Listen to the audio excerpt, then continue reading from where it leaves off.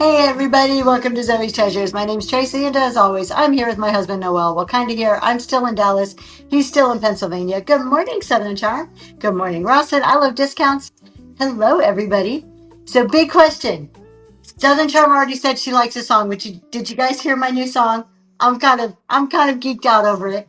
So, in the background, so on the video that you can put in with your shows, I put a song in there. Of course, it's totally AI. I'm not that creative. Definitely don't know it. The first thing about music, but I was kind of excited because it was like right on brand. And it wasn't just like I had to start with ChatGTP, then go to another songwriting AI, and then go to Canva and put it all together. But it was pretty cool. If you guys didn't hear it, you can go to one of the other shows. I think for the next two shows, I put it on there. Um, good morning, Mary. Thank you so much. So I thought it was kind of cool. That's going to be my background video for a little while, at least until people get sick of hearing it, and then I'll have to switch it up. But that's something new this morning. And let's see what else is new. Crazy Creamer Show tomorrow morning. I am actually, so I have about 50 creamers, and I just won a bunch more creamers yesterday at auction. So I'm picking those up tonight. Well, my son is picking them up today. Then when I get off the plane, I'm going to meet him and get those so I can put them in the show for tomorrow morning.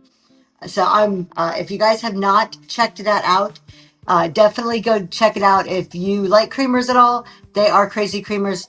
I think, oh, there we go. Look at, he has some of them. We're not selling them today, but those are a couple of the ones we have. So we have our Kellogg's, Fruit Loops bird, and a few others. And I just got another. I got another bird one. I got some more cow ones. So there'll be over 50 in the show tomorrow morning, 8 a.m. Thank you, Southern Charm. I saw that some people were getting their pre-bids in already, so that's cool. Thank you. Yeah, there's some unusual ones. I've really been looking for. If you guys are the if you like the Toby mugs, there's a couple of those. There are one or two pitchers, but I really tried to stick solely to creamers. There's just one or two because they match or they fit the theme.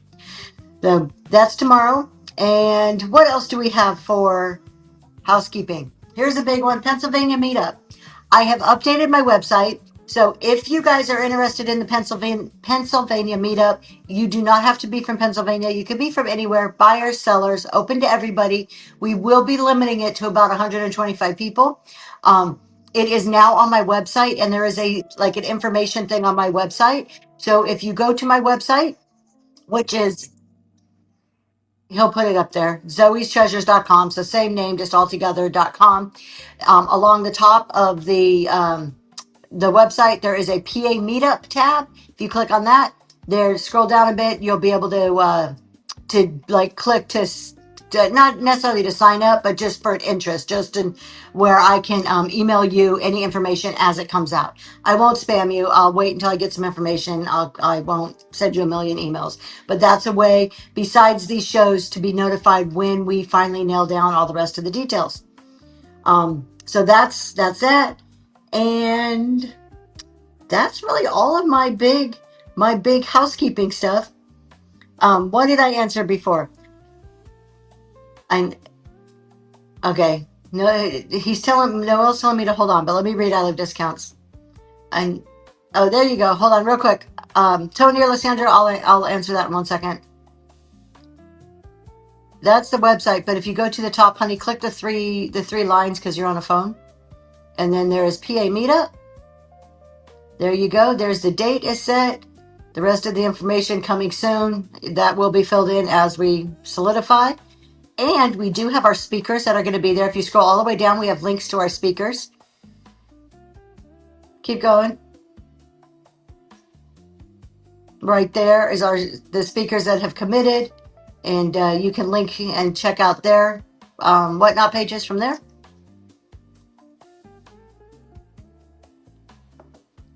And then somewhere down there at the bottom is you just click on it, and it's basically you're giving me your email so I can gather all of that information to send out updates. All right, I love discounts. I know you've answered this before, but how do I apply cost of goods to the massive death pile? So it's vary to apply a general thrift store price. You can't. If you do not know the exact price you paid for something, if you can't go and recreate that, then you can use a thrift store value. However, since you were in business, I would assume that that should already be part of your inventory numbers. Um, we may need to talk about that offline, but generally, if you pull stuff from a personal collection or you pull stuff from basically, somebody gives you, or you buy, not you buy stuff. If you pull stuff from a personal collection and it's 20 years old and you don't remember what you paid for it, you can assign a thrift store value as your cost of goods, as your inventory value. But if you've been in business and bought it as part of your business, that should already be included in your inventory. Yes, so take your tax return inventory numbers for this year. If you are in the middle of this year and you're like, I haven't really kept track of my inventory, I don't really know where it is, you should be able to look at your tax return. Now, if you are one of those people who did the cash method and wrote off all of your inventory, your tax return is not going to do you any good. But if you did use the cash method, it's already wrote off. You can't take credit for it again. So we may need to talk a little bit more to nail down your exact situation. Good morning, Erin. Hello to Erin's Fair Medic girl. Good morning. You guys, I had to start the show a couple minutes late because, the coffee place doesn't open till 6 my time. So I had to go get my coffee. I love discounts. I don't know if that helped you. It really kind of depends on if if you kept inventory by the accrual method or if you did the cash method.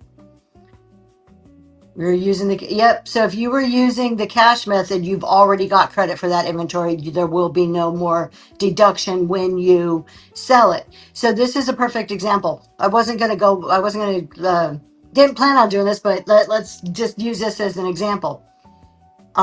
When you're counting for your inventory, there's two different methods, accrual and cash. So what I Love Discounts is saying in the chat is the cash method is, you come tax time, every single thing you bought in the year before for inventory, whether you sold it or not, you're going to write off. Sometimes that may sound really great because it's going to wipe out a big chunk of your income. But now, I Love Discounts is a really good example. This is inventory they've bought probably over the last 5 to 8 years. They've already got the credit for it then. So now when they sell it, all that income becomes taxable. They have nothing to write off against their sales now as far as inventory goes. And that may be offset with other expenses. But that's the problem with the cash method is when you're, good morning, Crafty. When you're first starting out, you use the cash method. You're like, oh, this is great. It wipes out all my income. I don't have to pay any taxes. But if you think about the evolution of a business, come years 3, 4, 5, you're growing, you're making more money, and you really need those write-offs. So that cash method can start to hurt you going long term. There is times for it, but there's times that you shouldn't do it either. It's definitely one of those strategic tax things that can really play a role in your tax planning and how much you're going to end up paying year after year. So, let's talk about today. So we are going to talk a little bit about a little tax today. I will not be on tonight with the tax topic because I will be on a plane. So we're going to do business and tax. They kind of go together today. But we're going to start this morning talking about expanding reach without burnout. And this isn't just about growth. This isn't just about getting bigger. And hold on, let me get, let's see. Actually, honey, can you take off the back call and do some giveaways? So while we're going, he'll do giveaways in the background. They are CEO affirmation cards. So when I talk about expanding reach, it's not necessarily growth. It can be growth. It could be for those of us that want to grow, but for those of us who want to maintain, for those of us who just want to stay where we are, we still can experience burnout. So those of us that are just like, nope, I'm happy with my couple shows a week or my one show, whatever it is. I don't want to sell anymore. I don't, I like my balance that I have. You're still just in the pure act of doing business will have some growth. So when we're talking about the expanding or the growth, it's for everybody. And how do we avoid the burnout? How do we do things in our business and not get burnt out? I don't know about you guys, but I know for me, whatnot has taken over my whole life. Burnout, it happens before you know it. You start with one show and you're like, oh, this is so cool and this is fun, and you're like, oh, but maybe you make $300-400 and you're like, well, if I add another show I can double that money, and before you know it, you're doing 7 shows a week, right? Or the opposite, you come on and all you hear is do shows and run as long as you can. You should run at least 5 hour shows. And so you try to start doing this. And even if you're just doing one show a week, you're burning yourself out trying to source for that much inventory. So we're going to kind of touch on some different aspects of that. But before we do that, I want to know, how many platforms are you currently selling on? So put a number in there to say how many platforms do you currently sell on? I'm kind of curious to see where we are across the board. I'm at 2 right now. It used to be 6. I am at 2 though. 1 and 2 booths. We got a lot of 2s, 1s and 2s, 3.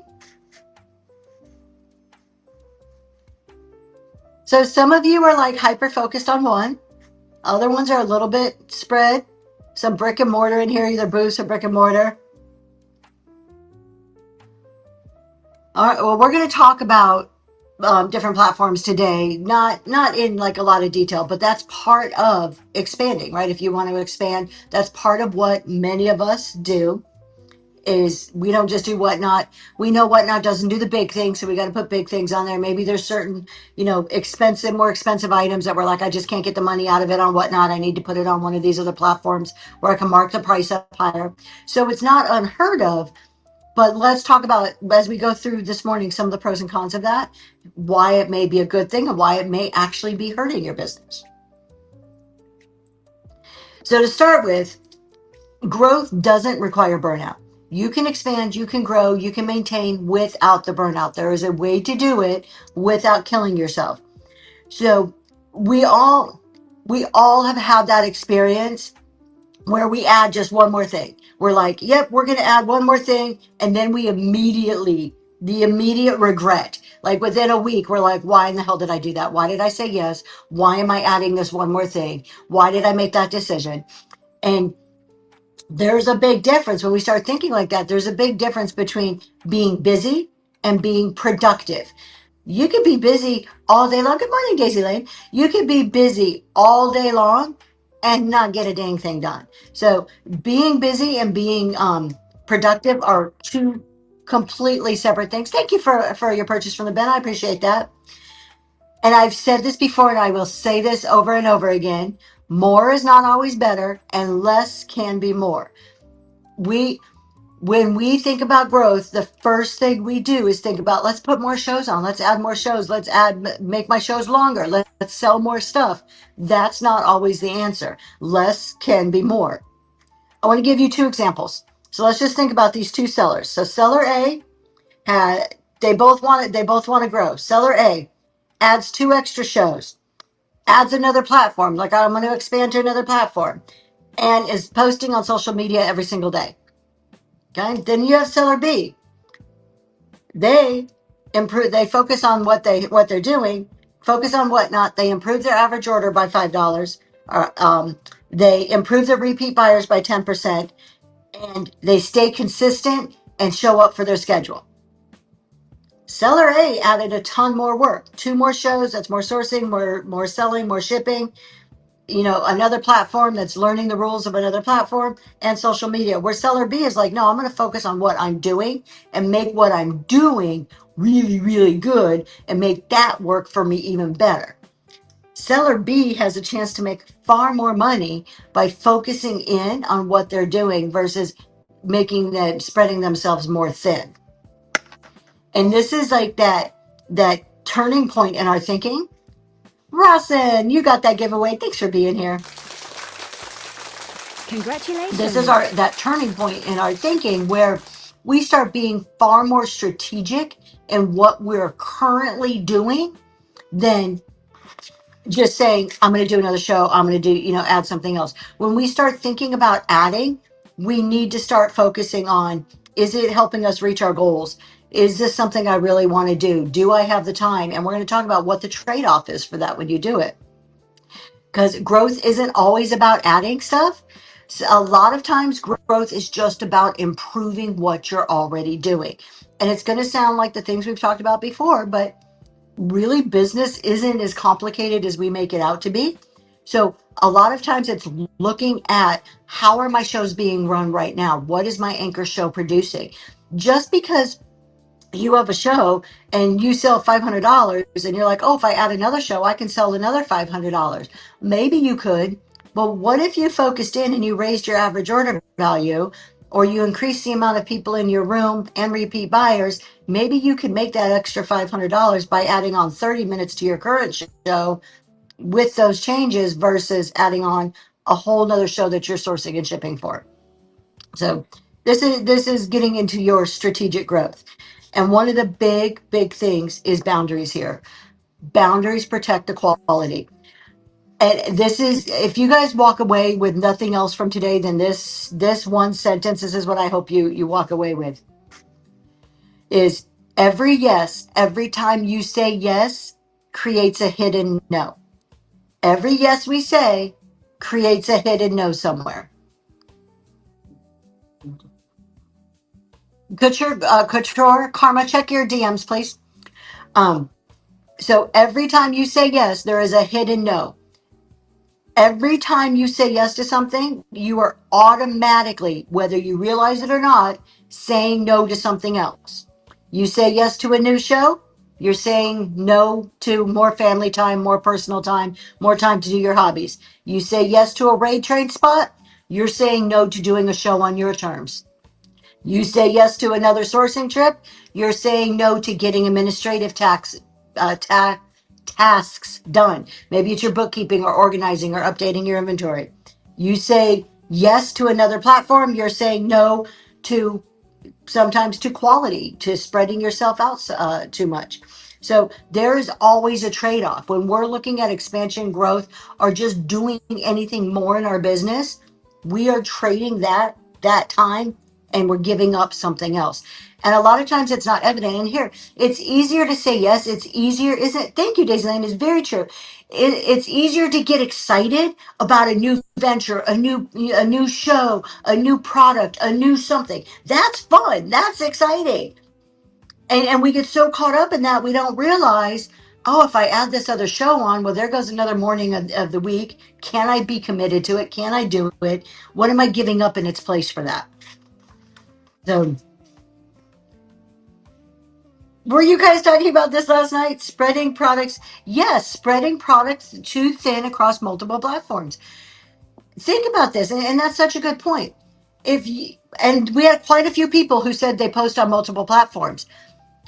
How do you know what to bring where?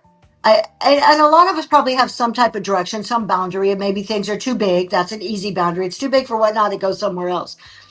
But whatnot can't just be your junk stuff, right? If you want whatnot to grow, if you want to make money from whatnot, you can't just say, oh, I'm going to put the really expensive stuff on eBay or Etsy or one of these other sites and just bring my leftovers or bring the cheap stuff to whatnot and then complain that whatnot's not growing. It's the same mentality of, I can't do dollar starts with my leftovers and expect them to get bid up. Well, if you only bring your junk to whatnot, how do you expect to be successful and grow a room with the low end stuff if you're never bringing any of the good stuff? So now if you're bringing the good stuff, are you putting it on the other sites? It's a hard line. It's a hard balance to figure out what goes where. Want to grind away for pennies, bring all of your crap to whatnot. Exactly. It's all about the balance.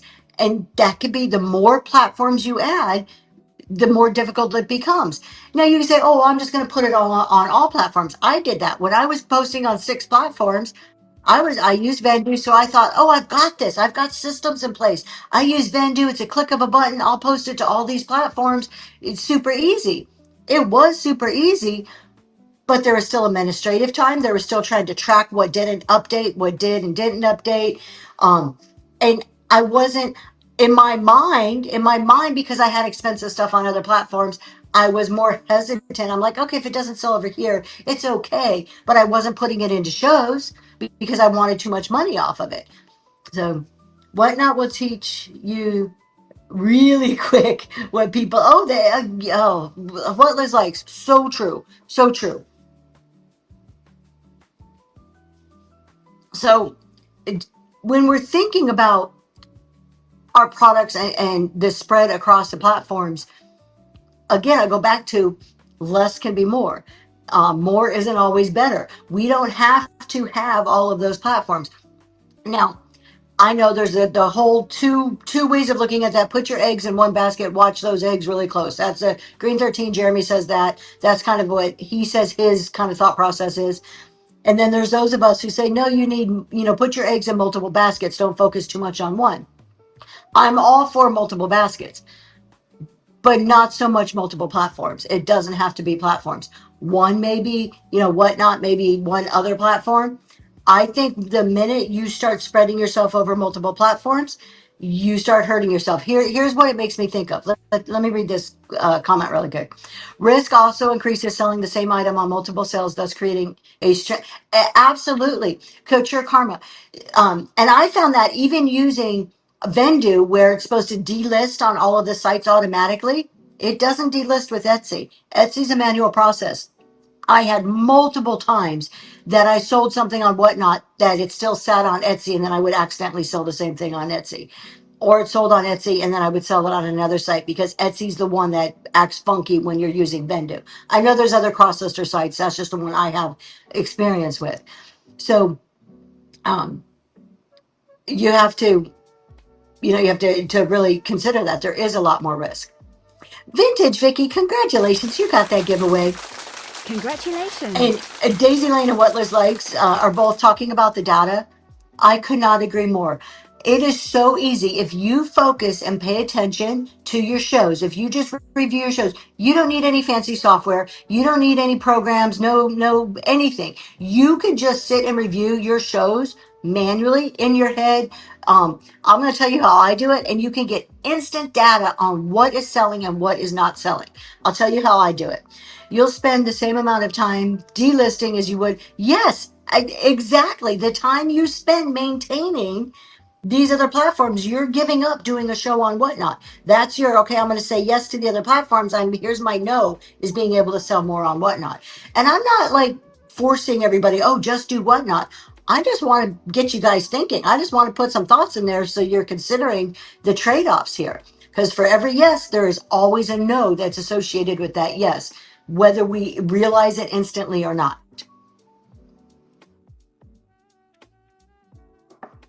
All right. My husband is being a cameraman and he's saying I have too much air. So there we go. Sorry, you guys. I was not prepared to not bring my tripod to Dallas. So I am like, have a whole makeshift setup here. I wish I knew the perfect balance too. I don't, but we can start thinking it through. And I'm going to talk a little bit about strategic planning in a minute. Um, this is the example I wanted to give. So when we start thinking about more is better, we start thinking about all these platforms. You guys ever gone to Cheesecake Factory? Some of you may have heard me talk about this before. You ever go to the Cheesecake Factory and there is a menu there of like 15 pages, okay? Or any restaurant that has page after page after page, 50, 60 or so options. Don't listen to her. I love the Cheesecake Factory. You cannot tell me that at any of these chain stores or these franchise places that the chefs in those places are experts, are really, really good at all of those meals that are listed there. They're probably all just kind of thrown in an oven and baked or thrown in a fryer and fried. There is no special treatment given. There's no dedication. There you go, mass production, right? I have to look at the menu 3 days, to decide. Now, think of a fine restaurant. Think of a finer dining experience where your menu is limited. You may have 8 to 10 entrees to pick from, a salad or two, and a couple desserts. Those chefs really put the time and the care and the attention and the presentation on the plate.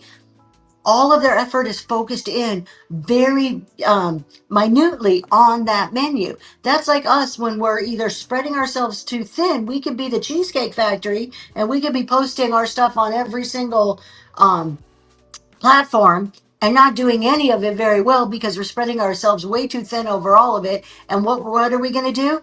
I know what we're going to do because I did it. You put a listing on Vendu and you start skimping on certain sites. We all know that your listing, if you're going to do a static listing on Whatnot, putting something in your marketplace, the way you describe it, the SEO that you use, the description is different than if you're going to put it on Etsy and different than if you're going to put it on eBay.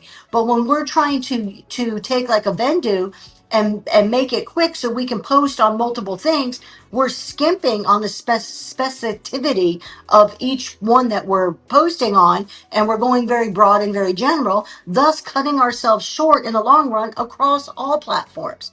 So the more focused you can get into one thing, the better you get at that, the better quality you have, the better your results that you're going to be pulling out of that are. It's a pretty basic concept, but it's so easy for us to lose sight of that because we are so much into the mindset of more is better. All right. The other thing we want to think about, if you currently have two strong anchor shows on Whatnot, let's just pretend we have two strong anchor shows. That's our jam right there. That's what we're doing. But then we're like, oh no, we're going to add some more. We got to add a few more shows. I got to make more money. I got to sell more stuff. I got to compete with Bob over there, right? You do that within a month, you're tired. Your inventory is not as curated because where's this time coming from? Your energy drops and it's visible. And we all know we've all had shows where our energy is not where it's supposed to be, and we can directly see it in our sales. And then your anchor shows start to suffer. So for anybody who said that they're doing 3 or more different platforms, start thinking about, is the benefits there? Am I doing this really well? And I'm not advising you to quit it. Just consider, are all of your efforts, are you able to give 100% to every single one of those outputs that you're doing? Our culture is quantity over quality. Absolutely. And so I couldn't agree with you more. Go pull back and look at quality over quantity. Absolutely. Quick question for you guys. Just think about this in your own businesses. What is one thing that you have said no to in order to protect your business or your personal life? So just recently, what's one thing that you've said no to, like in the last 5-6 months, that you're like, no, this protects my time, this protects my peace, protects my business?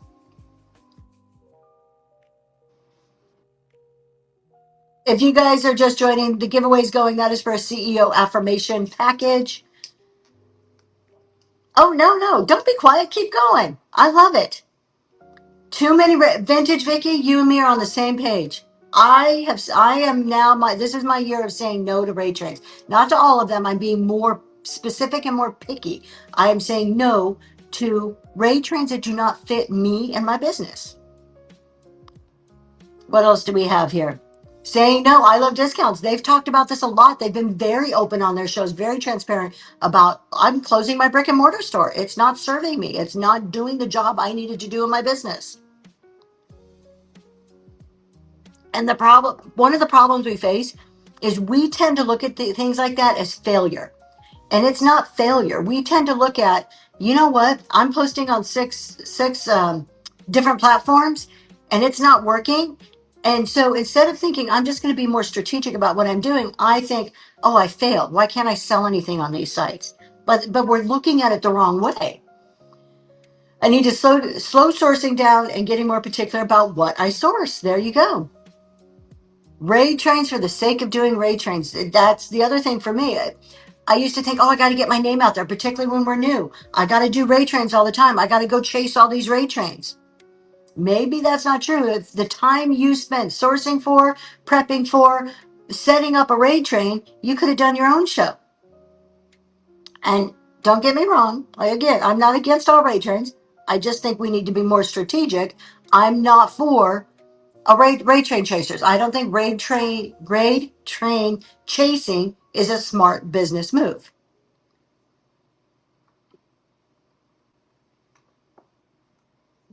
There you go. Mary Lack says, saying no to working for somebody else so that you can focus on your own business and grow your own stuff. Absolutely. I've talked a little bit about making sure it's strategic and aligns with what you want. So expansion should always align with your goals. Expansion. Good morning to Polish Picker. Any expansion, any maintenance, anything you do in your business, anything you do should always, always, always align with the goal of your business. There is an opportunity cost. There's an opportunity cost to everything. And this is a super hard lesson to learn in what we do.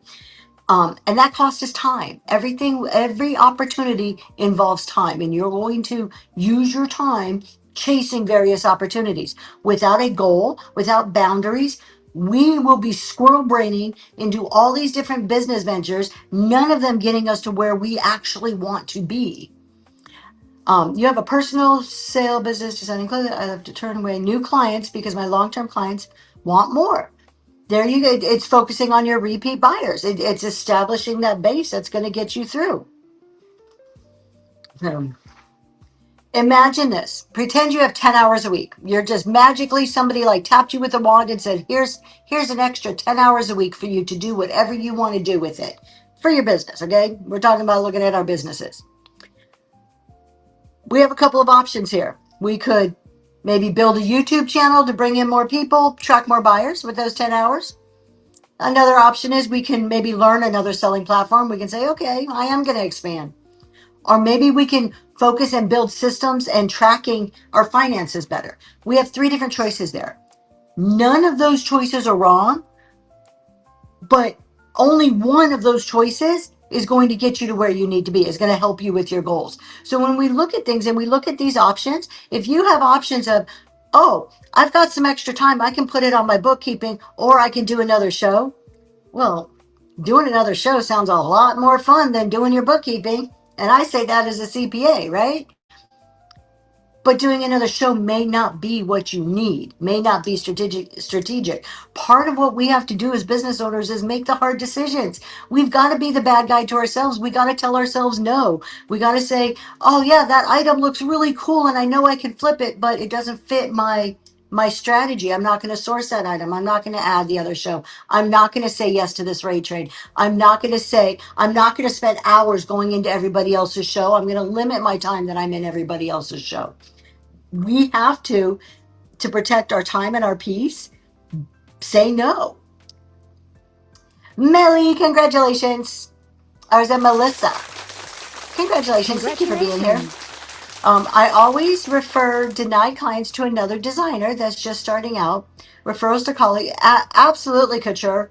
And I've seen a lot of people on Whatnot do that here, in the sense of they'll say, like in a show, if somebody asked for something, they'll be like, hey, do you have Nippon vases? And I'll be like, oh no, I don't, but if anybody else does, please put it in the chat. Now you have to be careful with that, but you may say, if somebody asks for stickers, I don't do stickers, but if somebody's looking or I hear, I will always say, hey, go see Natural State of High for their stickers. That's what builds our community. That stuff doesn't hurt us. There's no trade-off in that. There's only good things that come from that. When I start thinking, I'm going to give you a real personal example because I like to try to make it as real as I possibly can. My long-term goal, one of my long-term goals, is to become the CPA for live sellers. I want to be the go-to person. I want to be known on Whatnot as the tax lady, the CPA lady. You need something about taxes. You need to know something about accounting. Zoe Treasures is a person to go to. That's one of my long-term goals. So when I evaluate my opportunities, when I'm looking at things that are happening on Whatnot or other places in my business, I'm going to look at those opportunities very, very differently than somebody who has a goal of increasing their sales volume. So my being known as the go-to person is very different than I want to sell more. Now, I may have another goal of selling a certain amount, but for that goal, when I'm thinking about opportunities, when I'm thinking about what products I'm going to bring to you, when I'm thinking about what I'm putting in my bin, particularly on these chat shows, I'm thinking, here's the goal. I want to be the go-to person. How do I support that? All of us should have our why.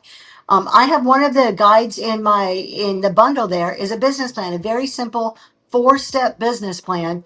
It asks you 4 simple questions, but the biggest question is the why. Why are you doing this? What is your ultimate goal? So your goals drive your strategy. You think about it like this. When you're driving somewhere, and you put the GPS in your car. The GPS only works when you give it a direction, right? When you give it a final destination. When you get in your car and you look at the little screen, you don't just say, hey, take me anywhere. No, you have to tell the GPS, I want to go to the grocery store. I need to go to this address, right? You give it a destination and then the GPS gets you there. That's what your goals and your strategy does for your business. If you don't know where your final destination is, if you don't know where that goal is, how in the world are you making decisions today? How do you know what you should and shouldn't be doing? I'm your go-to. Thank you. I don't know if that's the best idea, but thank you. Flattering.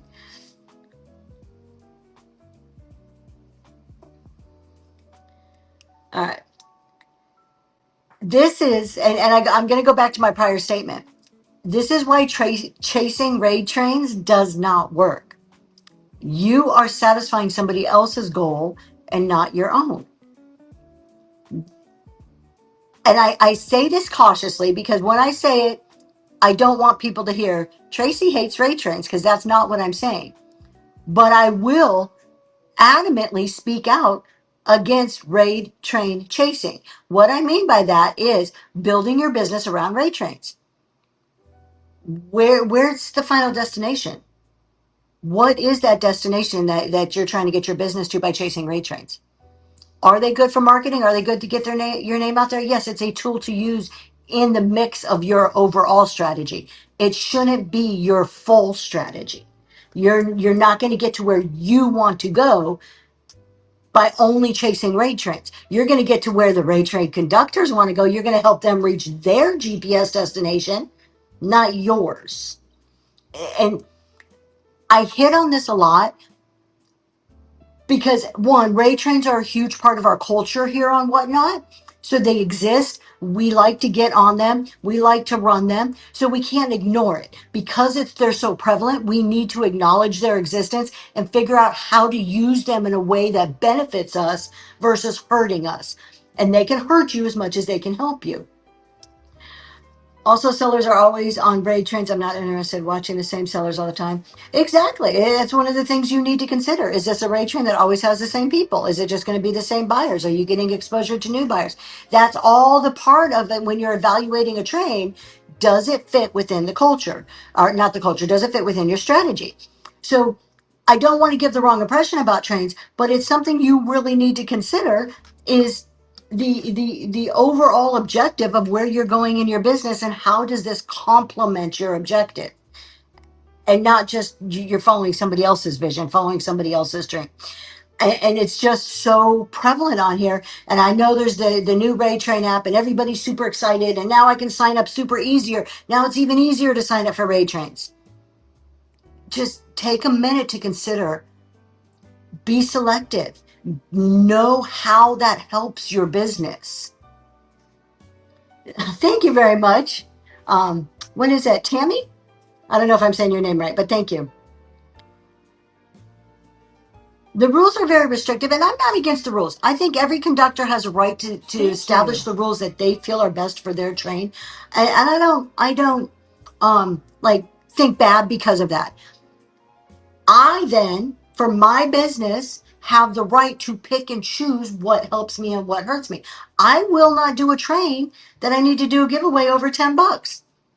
I don't do it. That's not part of my business. I'm not here to be giving out money all the time. I'm here to make money, right?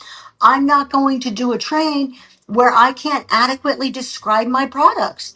I'm not going to do a train that I have to dress up and do silly stuff because that's not me and that's not the image I'm creating. Me dressing up, and I'm not getting on the dress up trains. They're fun. I love to watch them. I laugh along with them. But for me and my business, and this is how my thinking is for my strategy is, I want to be known as the go-to CPA for live sellers. I want to be the live seller CPA. Do you want a live seller CPA dressed as a tomato? Or do you want a live seller CPA that has some business sense and presents in a professional business manner? So I have to consider what I'm doing and how that ultimately affects where I'm going to my goals and how I'm perceived. Yes, you do. You want a CPA dressed as a tomato. All right, coming up. Next show. The Lorax, Halloween, I say Halloween is an exception. Halloween is a, nationally celebrated holiday. I do like Halloween. I will dress up for Halloween. And, and I'm not saying those trains are bad. They don't fit me strategically. There are other sellers that I can think that are the goofy, fun sellers, and that's their brand. Their brand is entertainment in the sense of making you laugh. That fits them really, really well. It doesn't fit me. And that's the point I'm trying to say is that all of us have our own space. We all have, who we are. Be true to your authentic self and who you are and who you're trying to create. And that's part of, we're talking about not getting the burnout. I chased the raid trains, not as my full business plan, but I said yes. If somebody sent me an invitation to a raid train, there was no thought to it. It was an automatic yes. And it's been a slow growth process to get to the point of no, this isn't fitting where I want to be. I don't feel good when I come off of some of these trains. So, all right. So moving on, the next part of avoiding burnout, the next thing we want to think about is systems. Systems allow for scaling and they also prevent the burnout. So scaling without burnout, we talk about systems. You're like, well, how's a system going to give me burnout?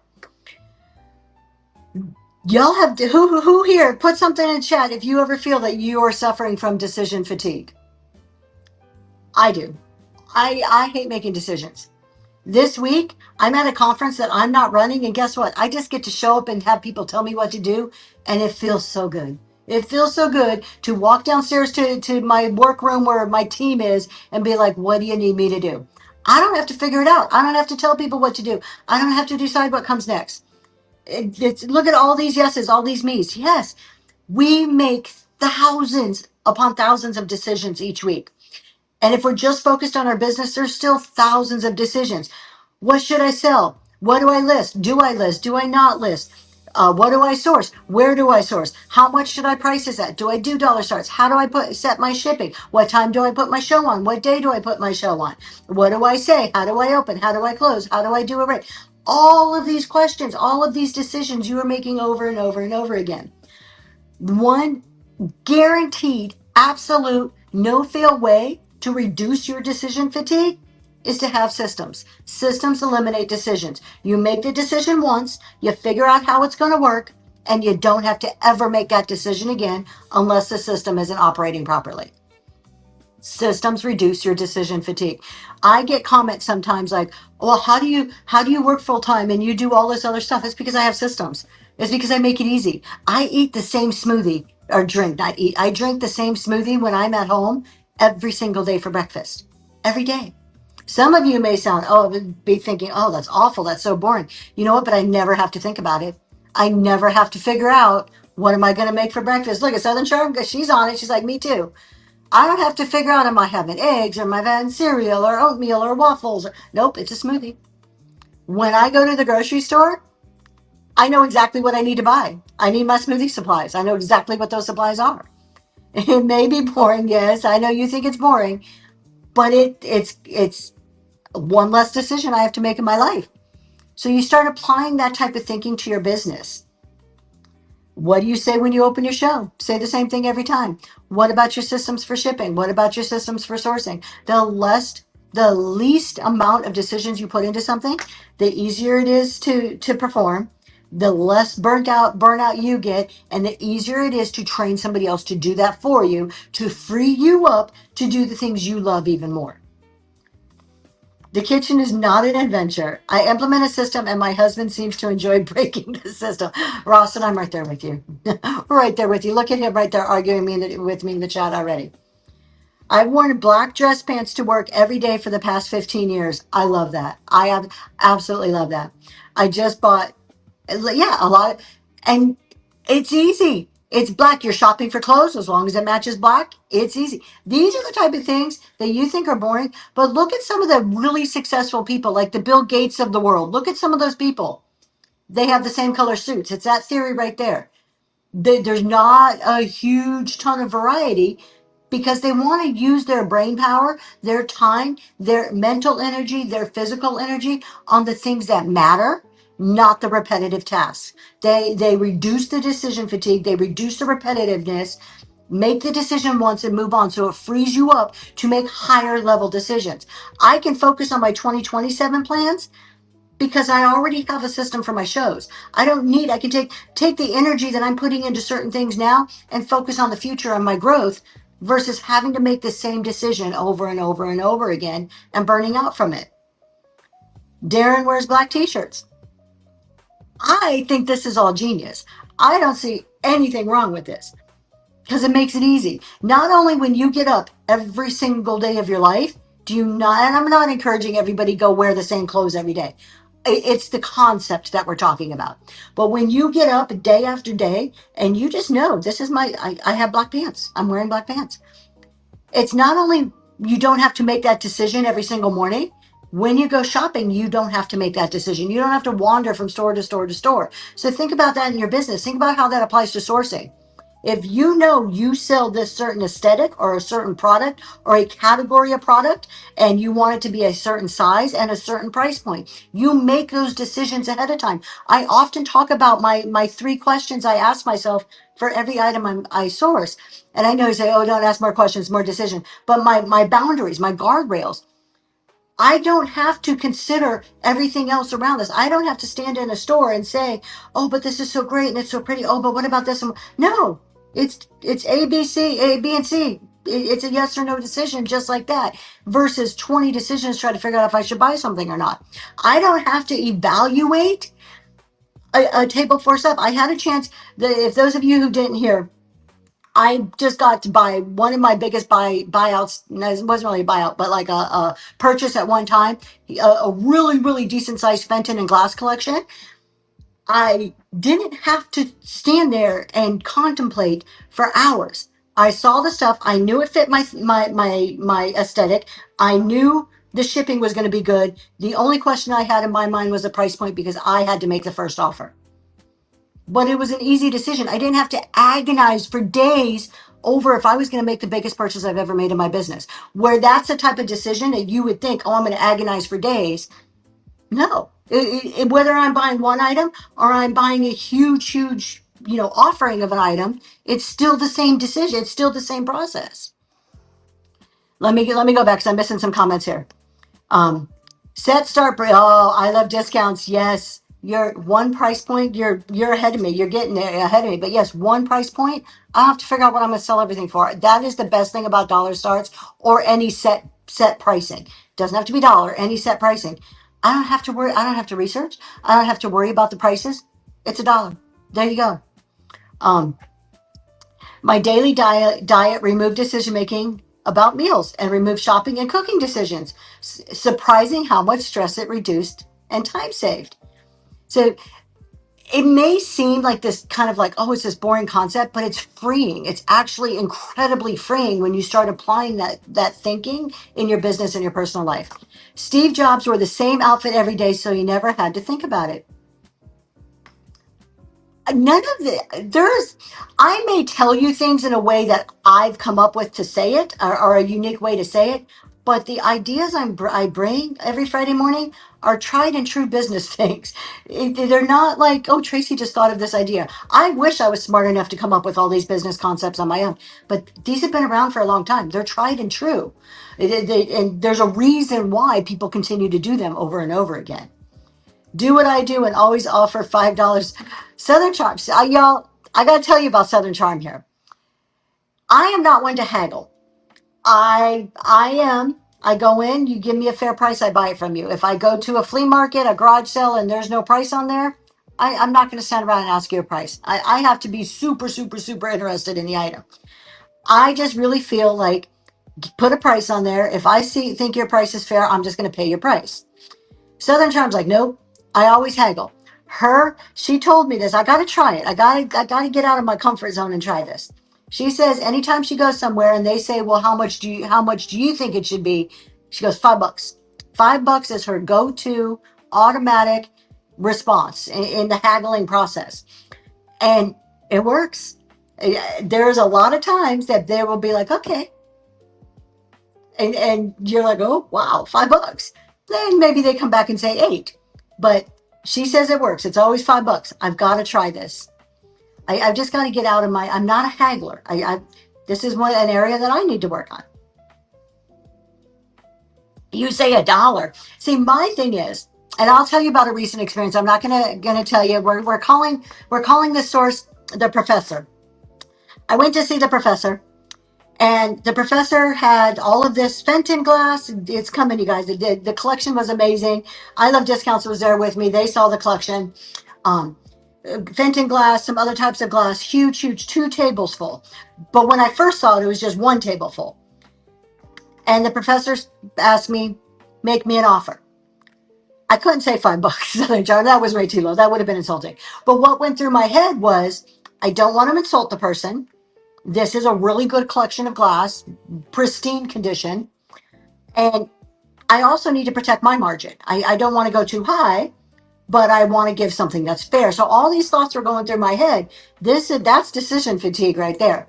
This was also the first time I have ever made an offer on a very large purchase. I made the offer, which ended up being a very fair offer, maybe a little bit higher than where I wanted to be, but I wanted to first time dealing with this person and make it a good offer. And they turned around and said, wonderful, yep, I accept it. And then they said, now what about this stuff? And because they felt the offer was fair, turned around and brought out a whole nother addition to this collection. It was amazing. So make some real price that they want for an item. Oh, really? I was at a yard sale where she wanted me to give her an offer on 3 Burberry items.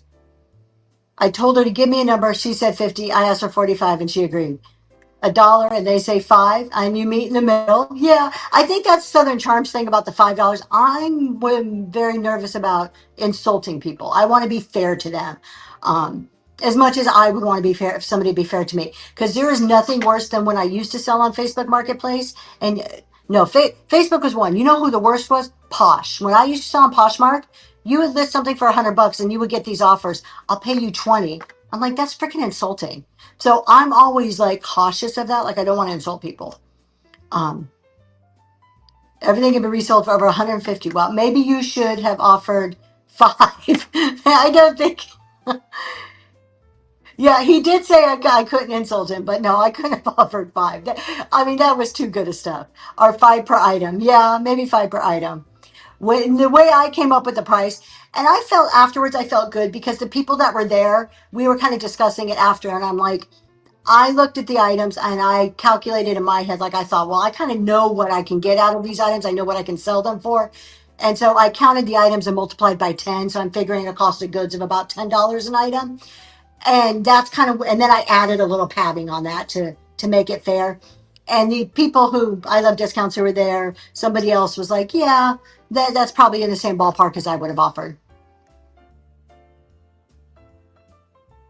I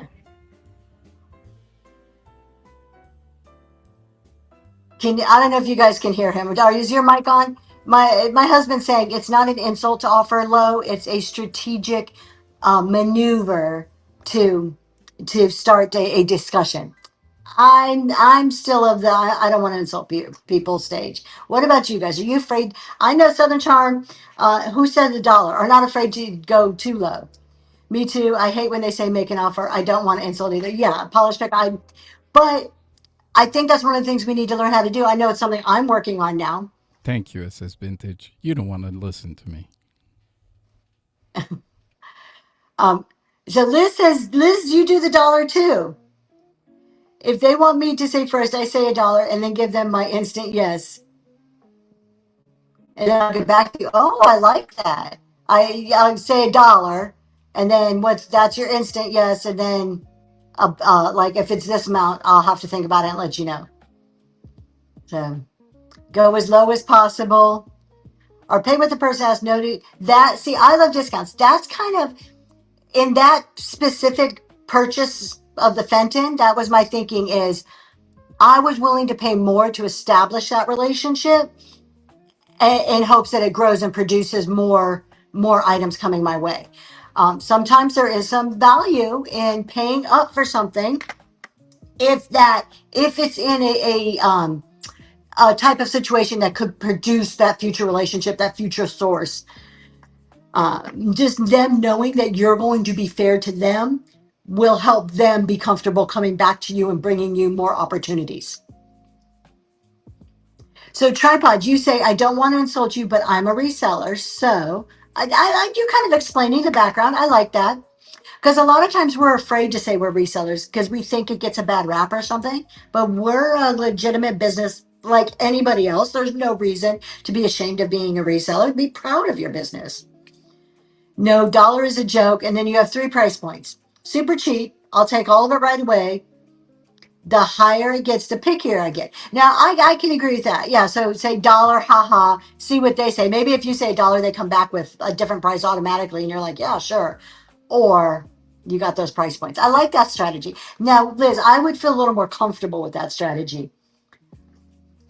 So also in the way did you deliver the, oh, it's also in the way you deliver it. Yeah, I think if you're grumpy about it, it's going to come across, I mean, that's just, like basic etiquette and like business communication. True, if they're having a yard sale, they're a reseller one way or that. I mean, no matter how they look at it, absolutely. I don't want to. Yeah, I tried that saying I don't want to be insulting. Like, but it worked out good for mine. But I'm just so as we talk about all of this, it's just kind of thinking through it. Let's see. I lost my place where I was. Decision fatigue. That's what we were talking about. So, moving on, let's do some examples here. So, instead of deciding when to do your bookkeeping, so let's look at examples of systems. We're starting to talk about systems. I like to be super honest with them about the profit I need to make and the work it would take to make it, and it often helps them come down. You know what? I think there's some value in that. I really do, Liz. I think there's value in the transparency. I think you have to be careful about who you're talking to. Some people would be, oh, I just don't want you to resell it to make more money than I do. Some people get very offended by that. They shouldn't. They should be happy that they're selling it and getting a price that they want. Some people aren't big enough people to be happy about it. But I do. I would probably agree with you and lean more towards being transparent and just upfront. There's no reason to be like hiding about it. Like, so I like that. I think that's a far more honest way to go about it. But as a reseller, I can take all of it. Exactly. We're offering them, when we're offering to buy out a whole table, we're saving them time and effort. We're saving them hours of piecing it out one at a time, one by one. I'll take everything off of your hands, even if I don't want all of it. There may be half of what, maybe not half, a quarter of what's there that I don't really, it's not up my alley, but the rest of it is, and it's worth my time to take all of it. Saves you time, you're going to give me a better deal. Time is money. Ultimately, we just talked about that, the cost of opportunity. When we start thinking about systems, I want to give you some examples of various systems in your business. We can all think about selling, shipping, how we set up for a show, how we list if we're pre-list or people. But some of the other systems, some of the things we may not think about, and they're systems. And the more systems you can set up, the more repeatable things you set up in your business, the less decision fatigue you have. So instead of, and before I give this, how about give me a yes if you have a set kind of day and time that you do your bookkeeping every single week. I wonder how many yeses we're going to get here. We got to know to start it off. Oh, you'll take it, yes, and you'll take it dirty because you'll put the time in to clean it. We have some yeses. So we only have a few yeses, some nos. So when I'm talking systems, it's not just the obvious things. A bookkeeping system, and not how you're doing your bookkeeping, but a day and time. Then I don't have to worry about it. I don't have to think about it. I know when I wake up, for example, every Sunday morning at 9:00, I'm going to do my bookkeeping. Super simple, nice and easy. I know this is no different than you knowing when you wake up on a Sunday morning at 8 a.m., you're going to go watch Green 13. It's the same thing. Having that system, I don't need to stress about, oh man, I didn't get those receipts put in. I didn't do my bookkeeping. That's mental fatigue in itself, is that constant reminder, oh, it's still on my to-do list. You're still constantly running through all the things you need to do in your head. Eliminate that. Take that off that list that's constantly replaying in your head. Set a day and time to do it. Whether it's bookkeeping, sourcing, cleaning and organizing your inventory, anything you're doing, if you have a specific day and time that you're doing it, you just know. Now I don't have to worry about it being on that constant to-do list replaying over and over in my head. I'm doing this at 2:00 on Tuesday. Okay? Can I come organize your life? Sure. But only if I come stay with you and like we can do sourcing at the same time. Um, Lack of staying on my books was monumental and almost losing your business.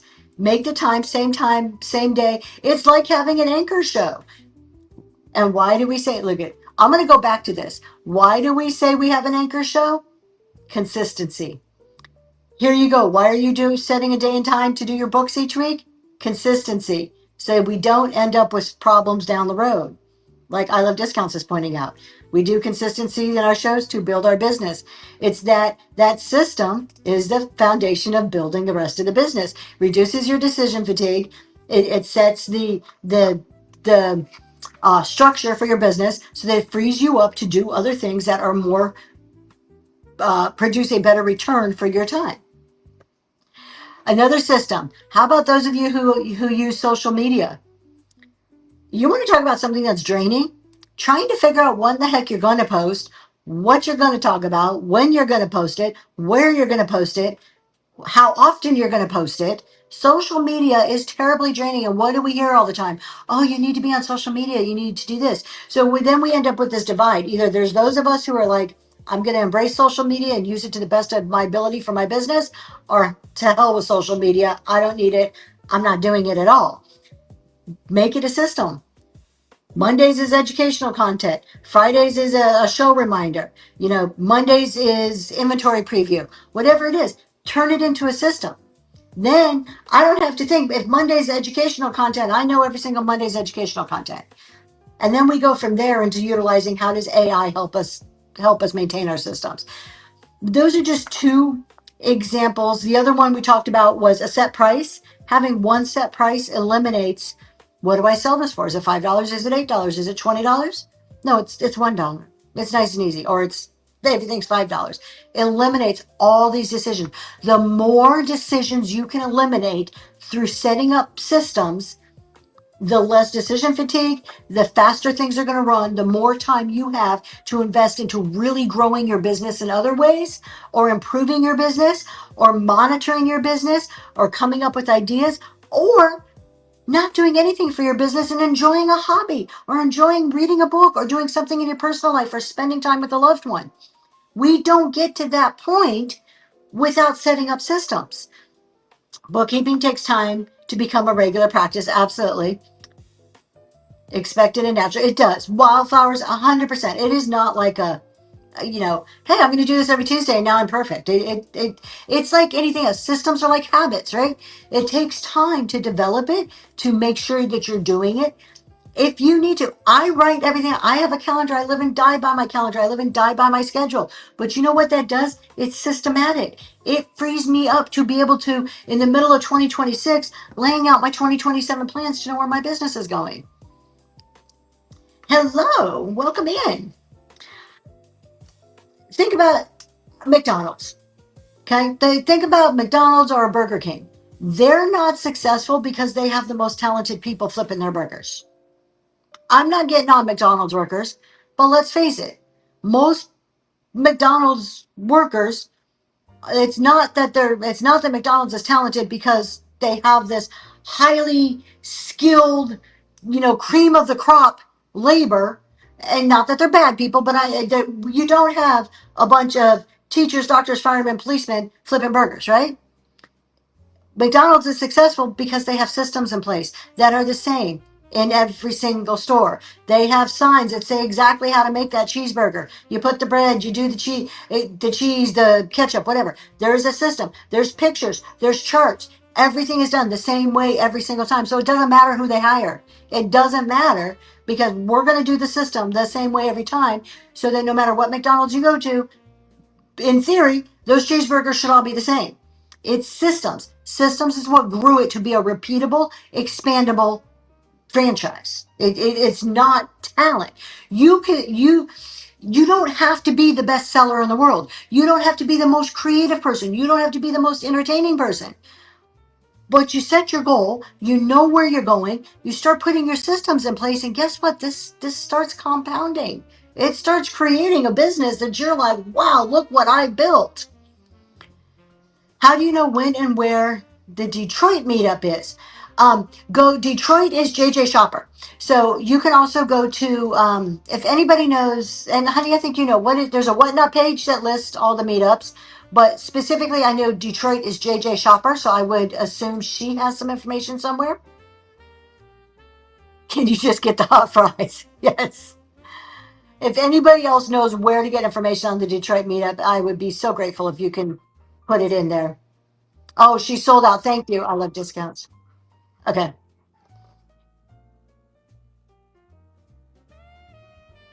It's already sold out. So you're probably late to the game on that one.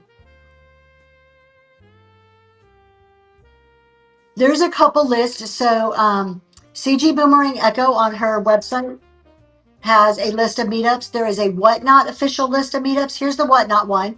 So these are meetups that are sponsored by Whatnot and some that are not sponsored by Whatnot.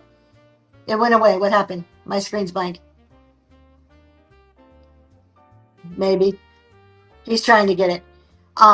So there's a few people that have it. The Pennsylvania one that I'm doing, that's the only one I have on my website is just Pennsylvania. I'm not gonna, my website's not to list all of these. I'm not gonna do that. So there you go on the Whatnot page. We'll tell you where.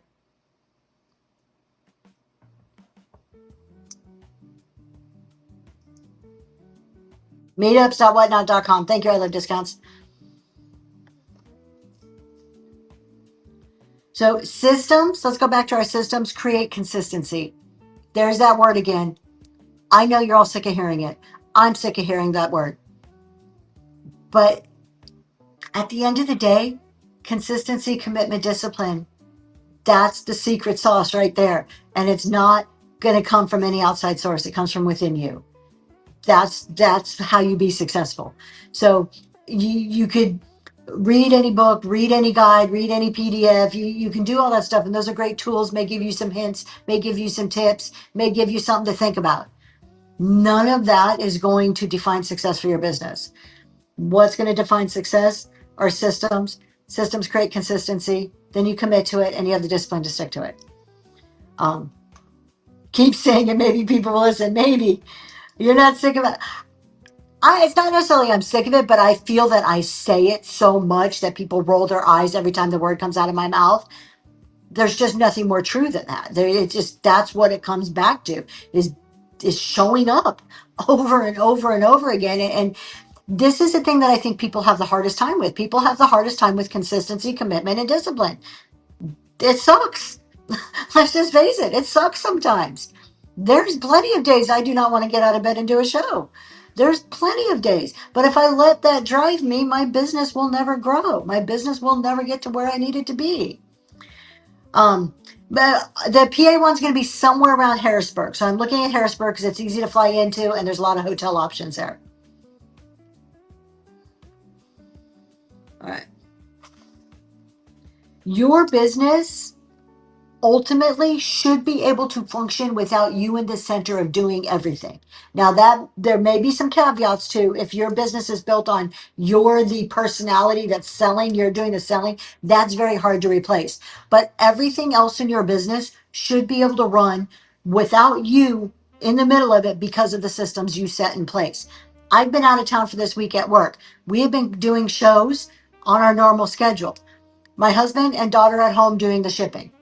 Does he have a question every now and then he may call me? Yep. But guess what? All the shipping's getting done.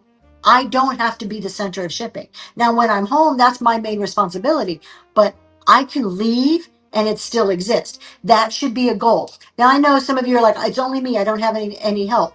You can still set up systems. You can set up systems where if something were to happen, you can say, this is written down, this is how it's done, and it could still be repeated. That's what the ultimate goal is in order to keep moving forward. I did not want to do your show on Monday, but I made good. I'm glad you did it for an hour and told my people that I'm glad I went on. Absolutely. It's the consistent showing up. You'll be in Doylestown. I don't know where that is. Is that close to Harrisburg? I'm still learning all the towns. We've been here for 3 years, but I haven't explored a whole lot. So I'm still learning a lot. 60 miles, that's not bad at all. It's like an hour drive. Intentional growth lasts longer. All of us have seen people come on this app and they seem to, within months, shoot to the top. Like instant. You're like, you've been on here for 6 months and you've got your wings and you've had this many sales, and I've been on here for 2 years and I'm nowhere near that. Don't tell me you haven't thought this at one time or another in your whatnot career. I think all of us have some thought along that train, right? That line. Those that come on and shoot to the top so quick are the outliers. That's not the norm. Usually they have some type of social media following, or maybe it was their lucky day. It's no different than you just happen to buy the right lottery ticket at the right store at the right time. Okay. Those are outliers. That is not the norm. The norm is putting in the work day after day. Growth is slow. Business growth is slow, but consistency compounds. So everybody here probably understands compounding interest, right? If you don't, you can put in the chat. Compounding interest, you make your deposit, you get some interest on it. Now you have another chunk of money. Now you get interest on top of that money. Then you get interest on that top of that money. That's compounding interest. Well, consistency compounds too. This is why we talk about consistency so much. So the compounding, your effort compounds. Being consistent all the time creates more and more and more and more, just like compounding interest does. So those small improvements, those small systems that you're putting in place, repeated over time, over and over again, starts to produce really, really big results. So it's all these little things we're doing. The devil's in the details. You guys ever heard that statement? The devil's in the details. It is really true. If you're focusing on the small things, the big things start to fall into place and to grow. So there's a saying, I think it's a biblical saying, and I'm not trying to get religious, but there's a big biblical saying about, if you can't, and I'm probably slaughtering it, but here's the main concept. If you can't be trusted with the small things, you can't be trusted with the big things. Hey, if you can't be trusted to show up to your show, why do you think you're going to be rewarded with more audience, or more bids, more people in your room, more bookmarks? So if you can't pay attention and be trusted with the little tiny parts of your business, how in the world do you think you're going to be trusted and blessed and enabled with bigger and bigger and more business? It may sound a little hokey to some, but it's really foundational. It's really, really true. The devil's in the details. We really have to look at all these small things, and it compounds. And I'm going to give you some examples of how really a lot of small little things come together and compound into success in your business. I'm wondering if having it in Lancaster County rather than Harrisburg would be cheaper. I'm not sure. We're kind of looking around. Lancaster's great for a lot of the antiquing and stuff, but I know that not everybody's into that. We're still trying. Honestly, finding a venue has been a lot harder than I expected it to be for this meetup. I will find one. I thought I had one at a car museum, and the price came back ridiculously high. Then I'm like, okay, maybe JJ's onto something. I'll check a Dave and Buster's. I'll know what price she got, but the price they're giving me is outrageous. So there will be a charge for the PA meetup, but I'm trying to keep it reasonable, like no more than like $40. We're also going to be providing like some type of continental type breakfast, like pastries and juice and coffee, along with a full lunch. So it's like you're getting what you pay for. But trying to find something that is reasonable without costing a fortune is proving difficult. I don't give up. I will find it. Did you tell Dave and Buster's you were with whatnot? I didn't. Well, kind of. I kind of did and kind of didn't. I didn't necessarily say whatnot. I said we're just a group of professionals getting together. Um, Yeah, message me. If you have any ideas, Sean, definitely message me. I'm open to any thoughts that I can go and call and investigate. Churches, thank you, Southern Charm. I do have a call out to a college, a more of like a community college, because I know they would have the space and they rent it out sometimes. But I didn't think about churches. That would be good too. Oh, I like that with the kitchen. Okay, all of these ideas are great. Let me just write a couple of them down. Give me a second. Church.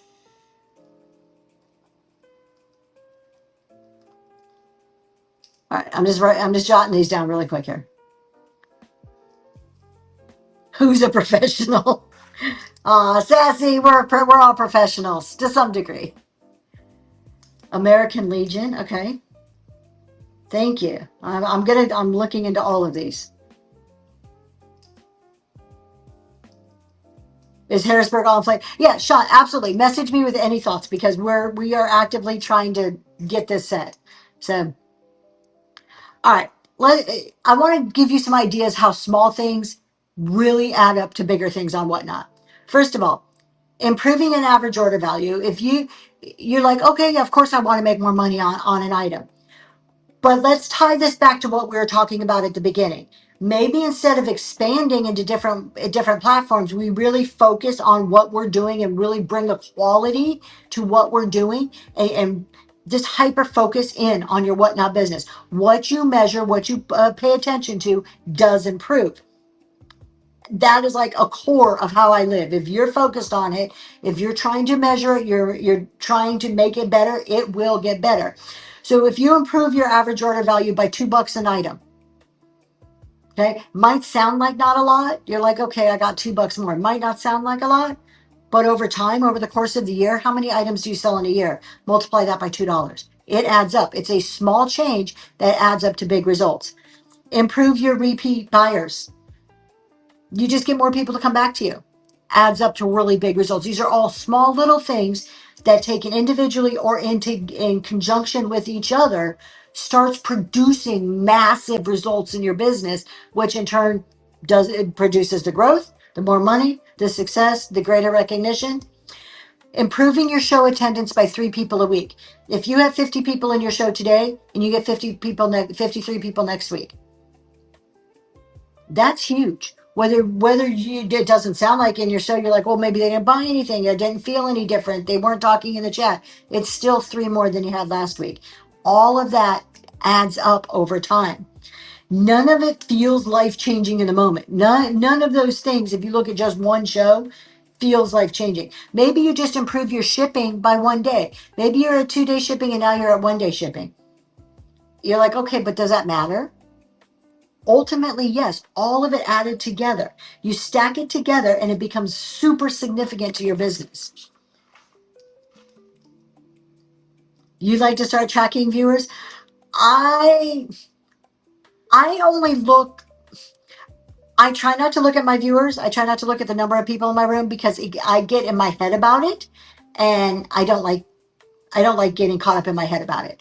Um, but after the show, I'll look at the metrics to see particularly when I'm trying to decide a time in a day. Like I know my shows at night don't do as well as my shows in the morning. So just to understand how things are going, I'll look at it after the fact. I try not to look at it during the show because it messes with me. It gets in my head. I can't. What did Crystal say? Oh, it's in your analytics. Yep. Thank you, Crystals. When we think Yes, Crystals is the CSV person. She also sells really good vintage decor. I've heard rumors that she may be trying dollar starts in the future. I don't know if that's true or not. But Crystal's vintage collection is the person you go to if you want to learn how to do CSV. Go see Crystal. She actually does shows. You can click on her name and bookmark her shows. If you're the type of person who's like, I don't want to just read what Whatnot says. I want somebody to walk me step by step. Go check her out. But she also sells vintage decor, y'all. So kind of like me, I do my CPA stuff, but I also sell vintage. So does she. Um, I want to go back to thank you, Millicent. I appreciate that. I want to go back to these people that we see that seem to be killing it on Whatnot. The ones that we think are overnight success stories usually aren't. There's usually years in the making. Maybe not on Whatnot. Maybe they've been on other platforms and they've been learning shipping and learning sourcing and building their skills before they come to Whatnot. Maybe they've been on TikTok or another social media where they're learning that presence and how to present themselves. So the ones that we see are overnight success stories are not usually overnight. They're usually 5-year stories, and we are just meeting them in year 5. So we tend to watch these people and think we should be that right away, and we're not. We're walking in on a chapter of where their success chapter. We're not walking in and meeting these people on their growth chapter. So we really, as sellers ourselves, have to understand what chapter we're in so we can compare and we could not really compare, but um, look at the correct chapter for somebody else. I'm not going to look at somebody's success who does this full time, has been doing it for 5 years, and then wonder why I can't do the same thing or my items don't sell for the same amount. I'm at a certain chapter in my reselling journey, and it might not be the same one as somebody else. And it's super important to recognize the fact that we don't see the years and years in the making. All we see is a success. So, um, it, I have to remind myself of that a lot. That I will look at something and be like, well, why? Why I'm busting my butt? Why have they been on here for 6 months and have 200 people in their room? I want to ask you guys, what is one small thing you've improved in your business this year? So we're talking about small improvements add up to big results. What's one small thing? Are you a why person too? I question all the time and have to come back to reality. So what is one small thing you've improved in your business this year that's going to compound? We're going to have our consistency compounds. Yes, absolutely. House of Duke. Starting. Also, when people say they're just lucky, luck isn't a good business model. Oh, well, that's wisdom right there. Building something over time and skill and work is more dependable than luck. Any day, any day.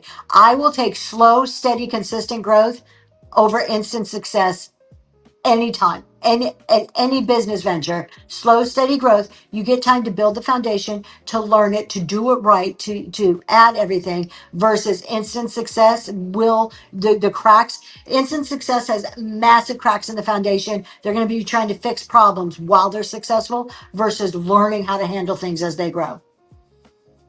Think about it too. You're not born an adult. There's a reason why there's babies. You learn to crawl, then you learn to walk, and then you learn to run. You learn how to talk before you learn, you learn individual words and then sentences, and then you start speaking and they don't stop. Then you learn to write. There's a reason there's progressions in everything in life. Business is no different. Downsizing to improve profitability. Love that. You've been in more of other seller shows, so doing a little more networking, using words. Language is powerful. I've learned to be more consistent with the style of things you sell. These are all small things that are going to really add up to big results in your business. This is why and there's not a lot of them. Let's think about this. All of these chat shows, mine included, we talk about the same things over and over and over again. It's the same core concepts. Why? Because it's not super complicated. We tend to overcomplicate things. It's the same base principles, and they compounded together is what creates a success. So we're just applying all these little things. Your show opening. This is when I talk about the CEO challenge. All those challenges we do are just small little improvements. Small little improvements compounds. Some important change, consistent packaging. I've started putting a koala stamp on my envelopes I send out so they know it's from me. I love that. So that leads into your marketing, brand recognition. Then more people come to your shows because they recognize a symbol that's tied to you. Even better, the stamp I bought from a handmade. Love it. And am I a bad person? I watch some sellers with 2, 3, 5 viewers and I ask myself, no. House of Duke, All of us feel, I'm not going to speak for anybody else, but I can almost guarantee that there are plenty of people, the majority of us look at other sellers with three, three, five, whatever hundreds, and you're like, how are you getting that many people in your room? Because you're looking at them and you're like, they're yelling at the chat, or they're cussing up a storm, or their items are crap, or their background is like the bed or something weird or ugly to look at. I think all of us, put a Y in the chat if you've ever looked at a seller. Be honest, because look, we're humans. That has multiple hundreds of people, and you're like, huh? And you're a little baffled. That's normal. That's normal. Okay. You know what? There is a couple of sellers that I feel that exact thing about. I look and I'm like, and you know what my husband tells me? He says, look who's in their room. Are their customers your customers? Are their customers the ones that you want for your customers? The two or three that I have that face, that look for, yeah, no, their people aren't my people. So, out of 500 people, how many of them, and think about the amount of packages that you can safely package and ship within 2 days. How many of those 500 people are going to be buying from you the items that you sell and are going to be happy with what they got? The 500, 300, 100. How many packages can you send out safely? And is that what you want? And my other question would be, what is the measure or your measure of success? The amount of people in your room? How much money you have in your revenue? Or your happy customers? And kind of what my husband's saying, Melon, Stella Cards, and Daisy Lane are touching on it too. Why would you want 300 to 500 people? And you may ultimately want that. I don't. I don't want 300 to 500. There is a happy spot in there somewhere. There's a sweet spot for you as a seller on what you can handle. Good morning, Empress. Hey, Empress. What's the vibe you want to create in your room? Do you want to be Walmart that has a ton of foot traffic, or Target that has a ton of foot traffic, but there's no service? Or do you want to be able to recognize people in your chat, answer questions, provide that service, really spend time and grow your audience, and pour into the community and pour into your people? I want to know. If I have 400 people in my show, there is no way that I'm getting to know that Southern Charm likes primitives. There's too much. My brain can't comprehend all of that. I can provide a better, more curated experience with 30 to 80 people than I can with 300 people. In addition, how many of you have been in a show, and there's quite a few comments I want to come back to here. How many of you have been in a show where, and this isn't always true, but this does happen, there are multiple hundreds of people, and you feel like even with dollar starts that you can't get a good deal. You're going to get outbid every time. How many times have you gone into one of these shows and you like the seller, you like the products, they start at $1, but you feel that you get outbid all the time, and it's almost a discouraging type of feeling? I felt that way before. So I don't want my people in my room to feel that way. Now, do I want to increase my prices to a certain number I have in my head? Absolutely. But I still want my room to feel like, okay, there's 50 or 80 people here. There's dollar starts. I still have a chance of getting a good deal. So you have to think about ultimately, what's your strategy? What do you want that vibe and the experience to be? For me, the 300 to 500 people isn't that experience. I know Daisy Lane talks about she wants to be like the antique roadshow of whatnot and telling stories, which also means talking to people about those stories. That's kind of hard to create with 500 people in a room. It's kind of a hard vibe to get to. It's going to take less people in a room. And I'm not talking two or three, but not 500, right? Um, and are they going to be long-term customers? Exactly. Let's see. Does it still show in the thumbnail if the show is promoted? It does. Junk to junk. I noticed one yesterday. It was really small writing, like underneath the name of the person. It said promoted. So I saw it yesterday. And why do buyers bid way up the items that should sell for less? So Sunshine Vintage, that's about the experience. Whatnot is the experience, the emotion, and then the product. It's not the product first. This is where we come from in eBay, where it's product. On Whatnot, it's opposite. It's the experience. So when you're in rooms and they're bidding stuff up way over what the value you think it normally might go for, or what it might go for in your room, it's because people are buying part of that experience, that product. People start to identify their identity tied to a seller, and they want to buy it no matter the price. It's no different than people will pay $300 to go to their favorite artist concert. It's part of because they follow, they're a groupie of this artist, they follow all their songs, and they'll pay extraordinary amounts to go to a concert. Where you're like, why in the hell? I would never pay $500 for a concert ticket. So what seems odd to some of us is because my identity isn't with that person. But the people who are Swifties, they'll pay an arm and a leg to go to a Taylor Swift concert. Those of us who aren't are like, you're crazy. It's that same concept that happens on Whatnot. It's an identity thing. I want a good, fair price for items. I don't like it when people grossly overpay. They're not happy when, and they, not always, sometimes they get buyer's remorse. Absolutely. But nobody's forcing somebody to bid. So buyer's remorse is legit. It exists. It happens. But the people going into these rooms overpaying, in our eyes, overpaying, they're not overpaying technically, because value is determined by your buyer.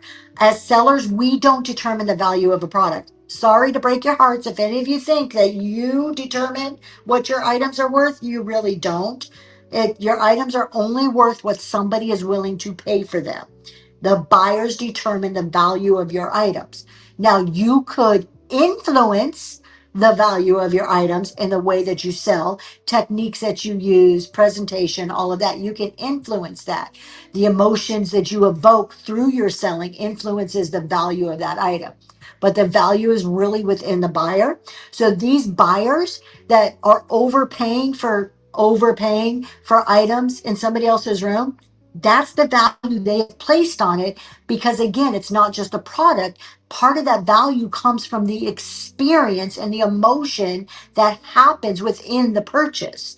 So while we may on the outside and in comparison look at it, they're overpaying, in their eyes, they're not, because they're buying part of an experience, the emotion it evokes, and then the product. I hope that makes sense.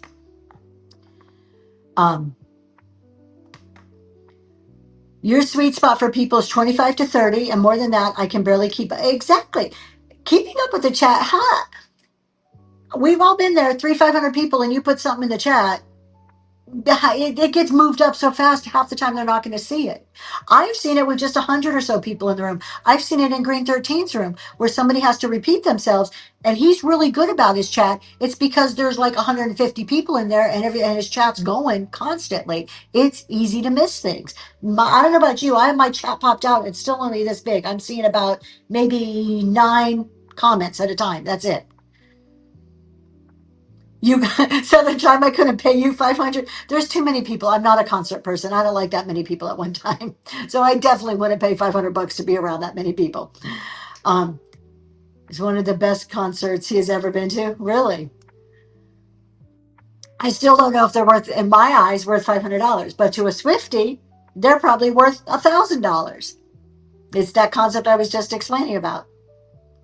You can, yes, you can slow the chat. So if you need to, you can slow the chat. But slowing the chat for the buyers, always keep in mind the buyer's perspective. I get frustrated when somebody slows the chat, because I'll type my comment in and then nothing happens. And I'm like, did I do something wrong? Is the chat slowed? Why isn't my comment going? And I'm hitting, send. And now all of a sudden my comment shows up like 4 times.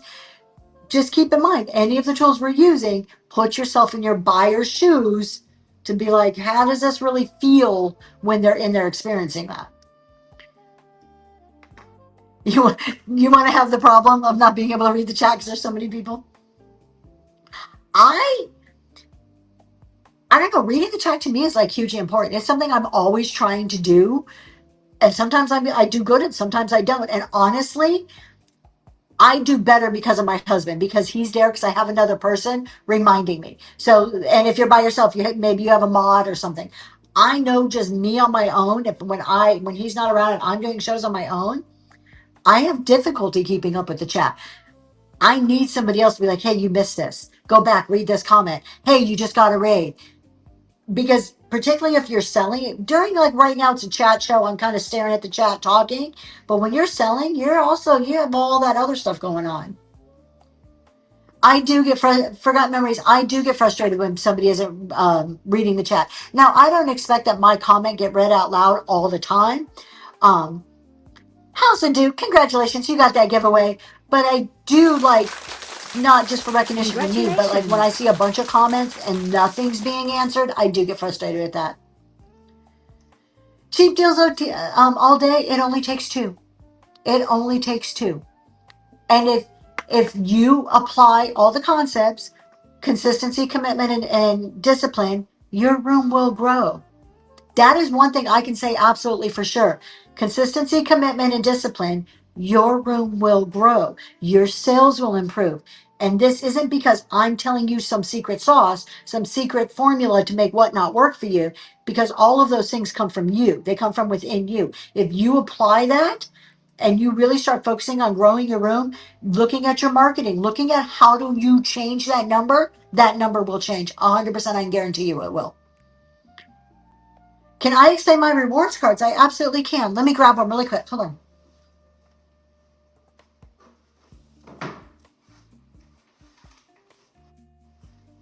They were in my bag as I'm packing up to go today. So if you guys don't know, these are my rewards cards. So right now we have 18 of them. I do 9 a quarter. So every rewards card has a number on it. Every rewards card, let's see, which way do I go? This way? Okay. Every rewards card has a number. You can see there has a number on it. And then on the back, I'm going to cover up the code, but on the back there's a code. It's underneath my finger. Each card is worth $2 off. So the code is worth $2. And then you can see it says save this card and combine it with, this is card number 14, so you combine it with 13 and 15. You combine those codes, you get $6 off. Then in every show, in my show notes, I put another combination of codes. It could be, I don't know what today's is. I forget already because I did it last night. If you combine 12, 16, and 17 today, it's worth $8 off. So you get my rewards card instantly worth $2. And then those codes are combined throughout the years. As you gather cards, you get more and more discounts. If you click all of my cards and you apply all the discounts, that's over $1,500 in savings within a year's time from the rewards cards. No, Liz, I actually use Canva. I print all of my cards on through Canva. So we design them, and actually quarter 3. So I do 9 every quarter. They can continually go up consecutively. And as each quarter goes by, the discounts get bigger and bigger and bigger. So for my Saturday shows, it's $8 off. Friday and Saturdays are usually $8. The rest of the week, it's usually 5 when you combine cards. Next quarter, we'll be going to like 20% or 30% off on certain combinations. So as the year goes by, the rewards get bigger because I'm rewarding people for buying more stuff to get more cards. It works very similar to a Whatnot rewards, except I just did my own that lasts all year and it's not based quarterly. I love to chit chat. My problem is sometimes I'm paying too much attention to my chat and forget. Yes, you got to keep running stuff. There is a very hard skill to learn of being able to sell and talk at the same time. It is not easy. In our last CEO challenge, I didn't verbally didn't tell the participants that was a challenge, but the challenges were designed where you have 15 or 20 minutes. You need to talk about something and you have to sell something. And almost every single one of them said, it's a lot harder to talk and sell than I thought it would be. So, yep, Canva prints them too. So I design them and print through Canva. I do a lot of my printing through Canva. Are they the cheapest? No, but they have good quality. The shipping is reasonable, and usually I can order enough to get to free shipping with Canva, and I can get them at a quick time frame within like 2 weeks. So I like Canva not just for design but for printing also. Sometimes I will send some printing to like my local Staples or Office Depot to do them, but those cards in particular come from Canva. Forgot memories. That was the hardest part of the challenge, is being able to sell and talk at the same time. I know we're way off topic, but that's okay. Um, okay, hold on. We have a whole conversation going that I missed it. Oh, it takes practice. Okay, so we're talking about. Okay, I mean, you guys are talking to each other, and I'm missing all of it, but that's okay. If there's something that I need to be like aware of, just let me know. So to kind of go back, I want to summarize just kind of the whole concept of being able to grow without burnout.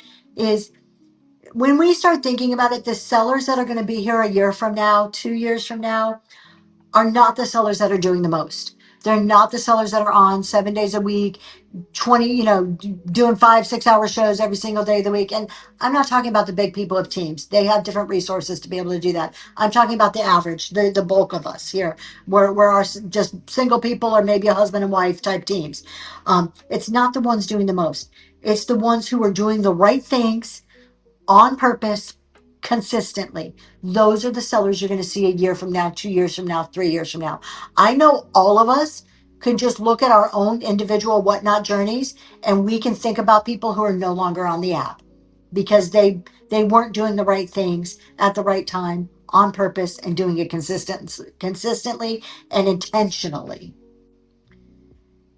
3 years there, sassy vintage chick. She's an OG. So is Liz. I've got two OGs in here. So, oh, they were talking about scheduled shows versus pop-ups. Okay.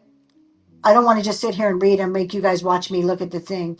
Post shows so people can bookmark. You can change the time. Oh. Millicents. You're killing me. I hate changing the date and time. Y'all, post shows. I agree. Post shows so people can bookmark. I think having shows posted are better than pop-ups. Pop-ups can be a tool to use every now and then. It's fun to go on and surprise people. I wouldn't expect to have a pop-up to be a killer show. I just would not expect a pop-up show to be a money-making show. People don't know you're on. They don't expect it. They haven't planned for it. It's going to be hit or miss. Your scheduled shows are probably going to do better than pop-up shows. Now, there's people like Donatella that has created a whole business on pop-ups. She's also an OG and been doing it for years. She has trained her core audience to that style. I'm talking about people who are mainly doing scheduled shows and then just out of the blue decide to do a pop-up. In those situations, I would not expect a pop-up to be as successful as your other shows. If you do a pop-up, take a show that's scheduled and use it so you can use the bookmarks from the show so maybe they will get notified. That's a good idea. Yep, only 6 months and you've seen a lot of turnover already. Good morning, Lori. Lori, I loved your cooking show the other day. You guys, Lori can shop. I don't know if you have another one scheduled or not. She did her first chat show, but she was cooking. And this was a really, look at this is creativity here, you guys.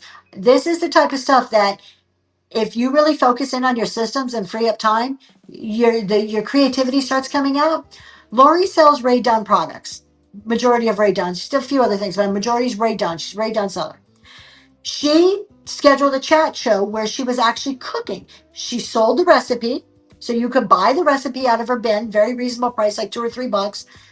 She used her Ray Dunn bowls, different utensils, cooking things during her show. And every time she would pick a bowl, she would say, "Hey, I'm going to mix in this bowl. This bowl is actually in my shop. Look at how great it fits all the items in here," whatever. And she was selling while she was doing it, but it wasn't like pushing selling. It was just, "You like this bowl? This is how I'm using it. It's in my shop." Creativity. It was awesome. So they only have Thank you, Melancilla. Thank you for filling me in very quickly. I was having a hard time trying to get caught up on all of that. So I loved it. Lori, I just want to say that congratulations. Like, I don't know how you felt about your show, but from watching it from the outside, I love the creativity. I loved how you used your products in there. I loved how it was a cooking show, brought a little bit of a different spin to a chat show. I really thought it was, yeah, genius. It was thinking outside of the box to bring something to whatnot. You guys, all of us have this opportunity. Use your skills.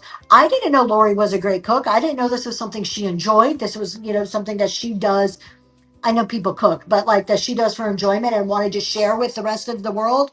And so she took something, I'm so glad you had a blast. She took something that she enjoyed or a hobby of hers, brought it to Whatnot in a way that was still profitable. Now we're talking about burnout, right? We're talking about growth without burnout. What a genius way to accomplish that. Maybe create a slightly different thumbnail for the cooking show, just a thought. Possibly, yeah, Melissa, I like that idea too. So Mel and Stella filled me in on the conversation that was going between the pop-ups and the scheduled shows and only getting 6 people in a room. You got to have shows scheduled, you guys. Now, you don't need to be anal like I am and OCD and have shows to the end of the year. I know exactly what I'm doing all year long. You don't have to go that far. But is there a reason why you can't plan out for 2 weeks? Is there really a reason that you can't put shows in for 2 weeks that you can commit to? Don't move them. You guys, I know we hear this on Whatnot, and I want to like scream and pull my hair out when I hear chat show people saying, schedule your shows. It's okay. You can move them around. Don't do that. Not make that the exception. Make that the rarity. That's only when something happens in your life. Commit. Don't schedule it at a time that you can't commit to. Put your shows in at a time that you can commit to. Now, people are going to I know some of you are out there thinking, oh, but I don't know what my hours are. I have a funky job, this or that. This is a business. Do you work? Has anybody worked for somebody else? Okay, you go to work for somebody else, and that person says the hours of your job are 9 to 5, and you're like, I'm not sure if I can commit to that. We'll see, but I may change it. No, you don't do that. If your job's 9 to 5, you show up at 9 and you go home at 5, and you don't question it, right? Every now and then, a life situation, you have to change it, the exception. Why aren't you doing that for yourself? Why do you give that kind of commitment to somebody else, building somebody else's business, but yet on Whatnot, all the time we hear people not giving that same commitment to themselves? It blows my mind. It blows my mind. Your business is just as important as somebody else's business that you're building, that you're getting a paycheck from. So schedule your shows when you know you can be there. It's just as important. I'm getting all riled up about that. Thank you, guys. I say that, but I say it better than having. It is better than having nothing. But if you're going to take the time to hit schedule show, pick a day, pick a time, put a title in, pick the category, tag, put the tags in. If you're going to take the time to do all of that, open up a calendar, open up your phone, whatever you use to keep yourself on track, and think about what day and time actually you can commit to. Because honestly, the more you move your show, you're breaking trust with the buyers. You're breaking trust in the people. The first thing that I know I start thinking about, if I can't trust you to even show up, how am I going to trust you to ship in 2 days? How am I going to trust that you're accurately describing your items? It's trust. It's the foundational principle of trust, is doing what you say you're going to do when you say you're going to do it. If I schedule a show, I'm going to show up for my show when I say I'm going to show up. I'm going to do it.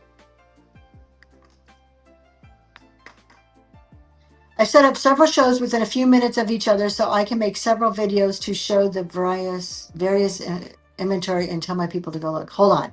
Several shows within a few minutes of each other. So if I'm understanding right, correct me if I'm wrong, if I'm not reading this right. So you may, for example, do a show at 2 o'clock, 2:02, 2:03. I don't understand what that achieves. Because which show are you going to run? You can't run all 3. I may be misunderstanding what you're saying. But consistency, make your thumbnails consistent. Use branding. Yes. We're waiting. I'm waiting to see if I understand House of Duke's comment correctly, because I may just be reading it wrong. I am correct. Can you explain why? Because before I just disagree or say that I want to understand the theory behind it. Is it just so people can, because you're limited to like a 30-second video and you want more video so people can see it? I sell comics, so I have a lot of different titles. Okay, but you can only do one of those shows. So if you're getting bookmarks, you're spreading bookmarks thin through 3 shows that are all scheduled back to back, you're only doing one of them. As a buyer, to me, that doesn't create a good experience. It doesn't create a good impression. Well, which show should I go to? Which show are they going to run? If you have 3 scheduled practically at the same time within minutes, you're running one and canceling or moving 2. Which one do I bookmark? Like, there's no, I'm not understanding any benefit from the buyer. You don't need to show everything you have. If you want to do a video and highlight some of your inventory, pick a couple of bangers. Highlight your bangers. Spread them out, highlight a few. You don't need to show it. A little bit of mystery is great for people. A little bit of FOMO, a little bit of, oh, he has a banger, I wonder what else they have, is going to draw more people than laying all your cards on the table. This is the same concept of why we dressed a little bit modestly. Why is my V only right here and not down here? Because y'all don't need to know everything. There needs to be some mystery, right? When you go on a first date, you don't let it all hang out. You get a little mystery. They got to work hard to see everything, right? Same thing with our shows. Show them a little bit. Make them come to your show to see everything.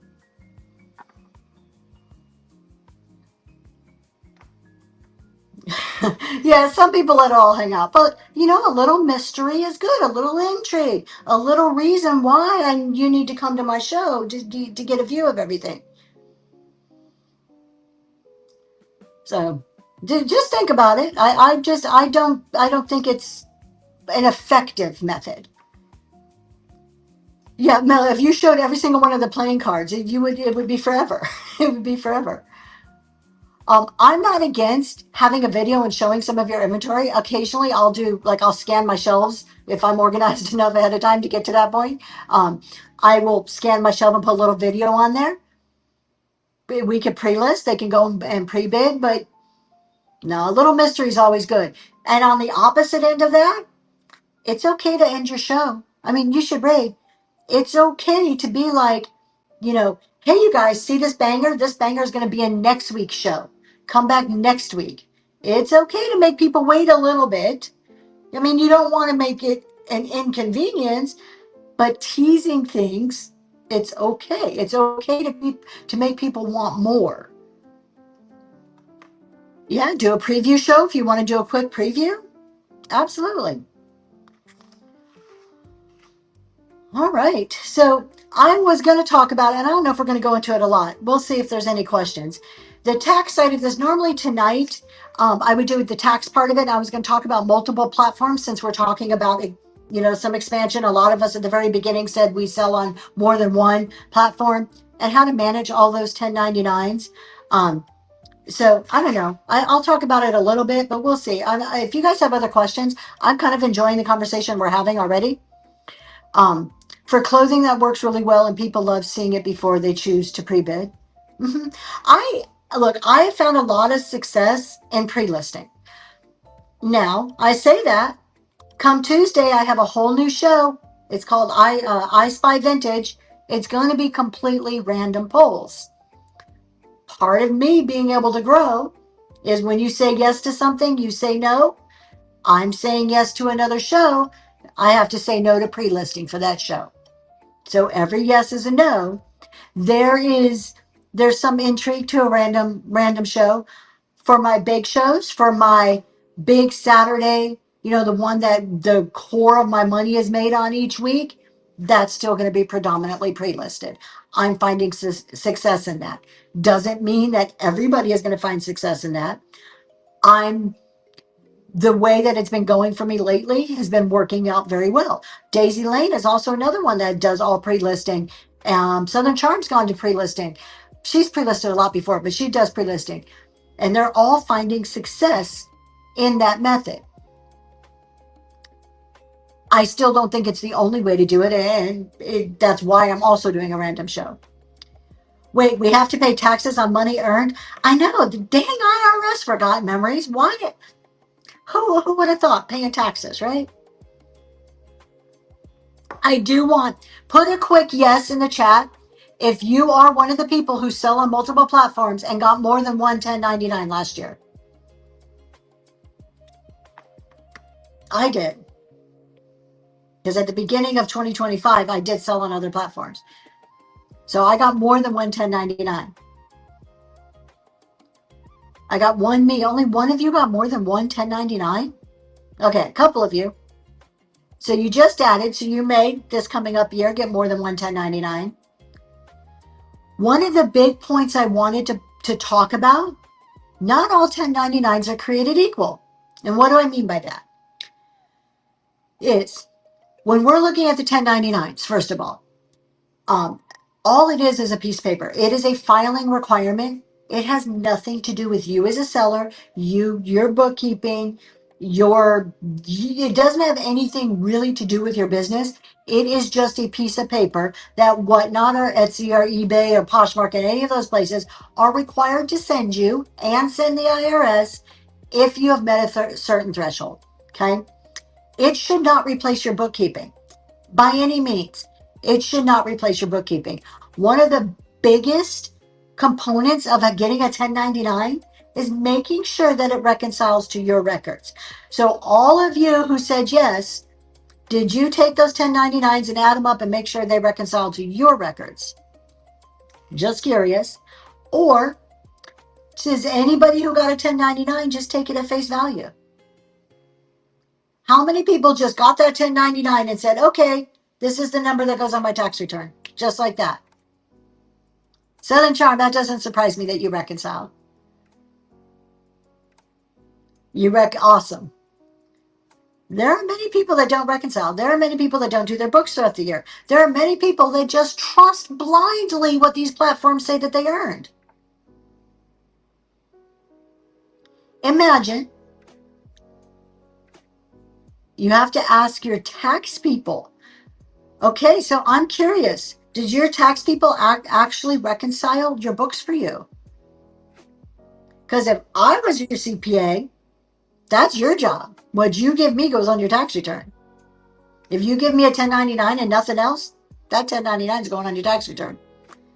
And let me tell you, those 1099s are not created equal. And why I'm saying this is you give them everything and they take care of the rest.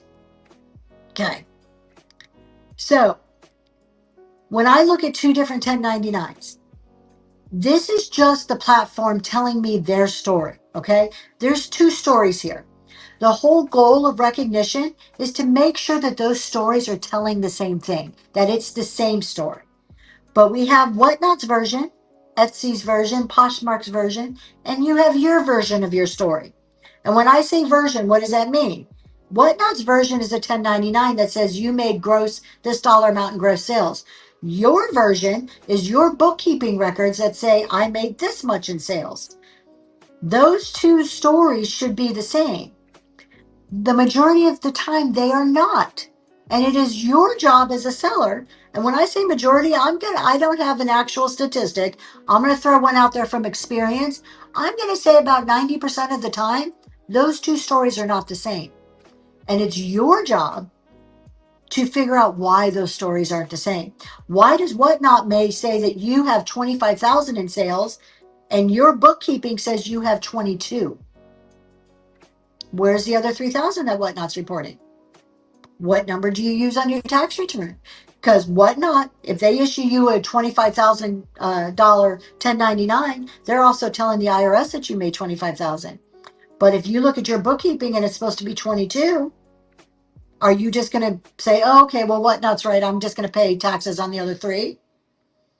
Or do you investigate it? Do you figure out why? Do you, oh, my bookkeeping was wrong. Whatnot, you're right. I'm going to make the adjustment in mine. Or no, Whatnot, you were wrong. Let's fix this. Right? It could be refunds. There could be many reasons. It could be the app that you're using. Whatnot's 1099 does not include shipping. It is the gross amount of sales. Okay? Without refunds. It's the gross amount of sales. Whatnot doesn't care if they refunded you. It is the gross amount that you sold. Okay? Etsy's is the gross amount that you sold plus shipping. Etsy's 1099 because their shipping on Etsy runs through your ledger. So if you are recording your Etsy based on sales and not including shipping and then backing shipping out as an expense, your sales for Etsy will never match a 1099. So it comes back. I'm glad you do your numbers weekly. That is, I think, that is my like trying to get everybody to do that. Your job is to do your bookkeeping each week or each month throughout the year and reconcile those two. They are frequently incorrect. How many times does Whatnot glitch? How many times does Whatnot mess something up? Did you know how many times has Whatnot messed your inventory up and something you sold magically appears back in your inventory? Has that happened to anybody? That's why you cry every week. Has anybody ever sold something and then like a month later you're like, where in the hell did this show up in my inventory? Whatnot is only as good as the people programming it. Whatnot makes mistakes. Nervous Nelly. 1 second. Uh-oh. Hold on, you guys. My phone's about to die. You guys hold on. Let me plug my phone in. Give me a second.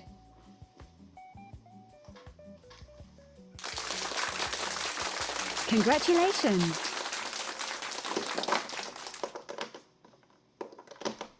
Now We're gonna. that's gonna be an interesting one because the court's gonna be sitting on the. Let's All see right. if she Let's see if can. we can make this work. Hold on. I may just have to hold this because of You the need way to the cord close that. goes. You need to close that. The menu. All right. Just a second, you guys. Sorry. Hit close on the on the screen. Hit close. Yeah, it's not letting me close. That's not on my screen. You sure that's not on your phone? No, it's not on mine. Mine is charged. All right. Well, I don't know how to get rid of that. There you go. Now it's gone. Maybe it just moved it to charge. Hold on, you guys. Sorry. We're going to figure out how to get my phone to stand up here. We'll figure this out. It's you. Oh, look at that, you guys. My husband's blaming me and it wasn't even my fault. My phone is perfect. That's his fault. Oh, I love it when I'm right and he's wrong. Thank you. All right. So, back where I was, matching up your records. I lost my train of thought. Um, just know that they're not always right, and every platform reports your sales a little bit differently. Oh, software. Thank you, Nervous Nelly. Software.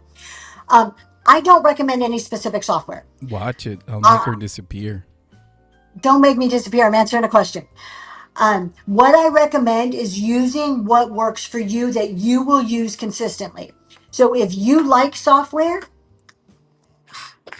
if you, okay, I know you're yelling at me about my placement of my phone. If you like software, QuickBooks is good. Reseller Genie is good. There's other ones out there. What you need to do is find what works for you. If you're a pencil and paper person, use pencil and paper.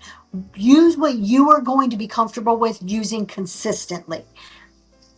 That's kind of my answer. I won't recommend one over the other. And here's another reason why. As a CPA, I won't associate myself with a specific software because for that very reason, I don't think there's one answer that works for everybody. Let's see. Zach, what do you have to say here? We went back to Excel, by the way. Reseller Genie was good, but it was a bit too much. There you go. You finding what works for you. As a CPA, I use Excel. I was using QuickBooks. It was overkill. Took me too much time. I didn't need all the information that it was giving me. I was able to get what I needed from a more basic Excel spreadsheet. So think about what your need is. What are you tracking? And go from there. But that's the exact reason why I won't associate myself because I can't honestly sit here and tell everybody to go use QuickBooks I if I I don't think it's believe going to be the best solution for you. Desert Treasures. I believe Forgotten Memories can attest that they do. At least Reseller Genie does. Um, the rest, they're not necessarily meant for a specific business. You have to make it work. So if they don't link, you're gonna have to feed the machine. And also, if you choose to do a spreadsheet, you're gonna have to feed the machine. Yeah. Reseller Genie and QuickBooks, those are the two most popular. That's why I always name those two.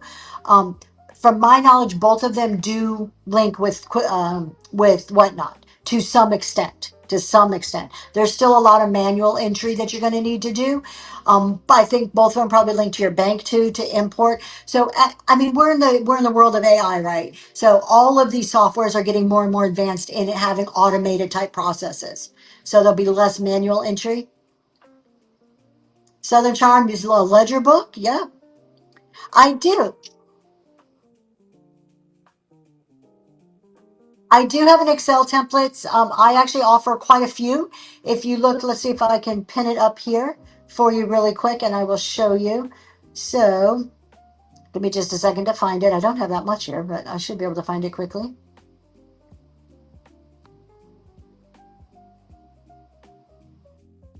All right, my husband's faster than me. So yeah, so with these on here, this you can buy the templates individually. They list them all out if you look in the variants. They're $5 a piece. You can buy it individually. I also, which should be in here, is a library. That's this one here. The library gives you access to everything that I offer, and anything I would add to it in the future. So, and there are templates. We have a pricing template, an inventory template. I have an income and expense tracker in there. There's a mileage log in there. So there's various templates that you would use in a normal course of business. They are all Excel. I do not do Google Sheets. Everything I create is in Excel. Um, Good morning, I Miss don't know Kelly. if I've ever used Google Sheets, so I can't even tell you if it's compatible. Good morning, Kelly. It is starting over. And when you reconcile, it's almost like starting over. So they have to do it. Yeah, and that's what I mean about the software. Sometimes the software is overkill. Now the software is, if you put everything incorrectly and you push a button, is it going to create profit and loss statements and balance sheets for you and add things up very quickly for you? Yeah, it's going to do that. Do you need that? Is that really something that you absolutely need? Or what are the KPIs? What are the metrics that you're tracking?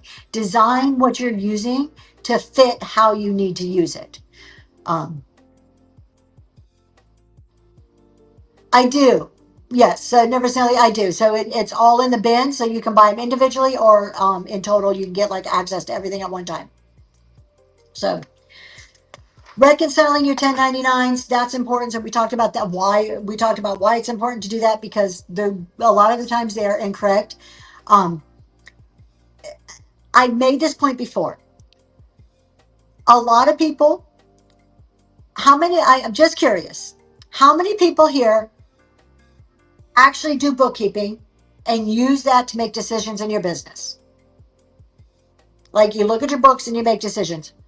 Or do you just wait till the end of the year, get your 1099s and file taxes? So are you bookkeeping or are you a tax?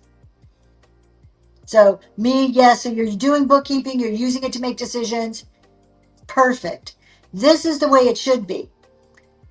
A lot of people, particularly new people, to what? Not because, look, we don't come on here because we want to be accountants. We come on here to sell stuff. Particularly new people, make a change and look back and make a change. Disney Treasures, you got that giveaway. Congratulations. Congratulations. You will, otherwise you get in trouble at the end of the year, 100%. But a lot of people, what happens, particularly new people, come onto Whatnot, they're doing their thing, and they're looking at each show, and they're saying, oh, that show made money. I'm putting money in my bank, and they consider that success in business. They're not looking at metrics. They're not doing any bookkeeping. And then comes tax time, and they're like, oh, shit, I don't have any of my records for tax season. Forgotten memories. At least you're consistent. So the bookkeeping is for you as a business owner. That leads to the information you need for taxes. We don't do bookkeeping for taxes. We do bookkeeping for us as business owners. So it's not so many people. There's somebody else kind of newer on the app, and they were doing some accounting stuff, and they're like, I'm only gonna. They advertise the show as an accounting show, and then in the notes say I'm only answering federal tax questions. They're two separate things. We do accounting as business owners to make decisions, and to know where we've been and where we're going to, and to do projections. And then we do taxes at the end of the year because it's a regulatory requirement that we're required to do. Taxes have nothing to do with our bookkeeping. Taxes are just a form that we have to fill out every year because we made money. The bookkeeping is the lifeblood of your business. You do because it's a business. So two very, very different concepts that a lot of people ignore until they get in trouble or they realize that they're not doing it right. And I don't want to say it's too late, but it's a lot more work at that point than it is to start it. It's hard when you buy lots to have consistent show results, but we do our best to control what we can. I'm not sure what we're talking about. Forgotten memories. It's hard to buy lots.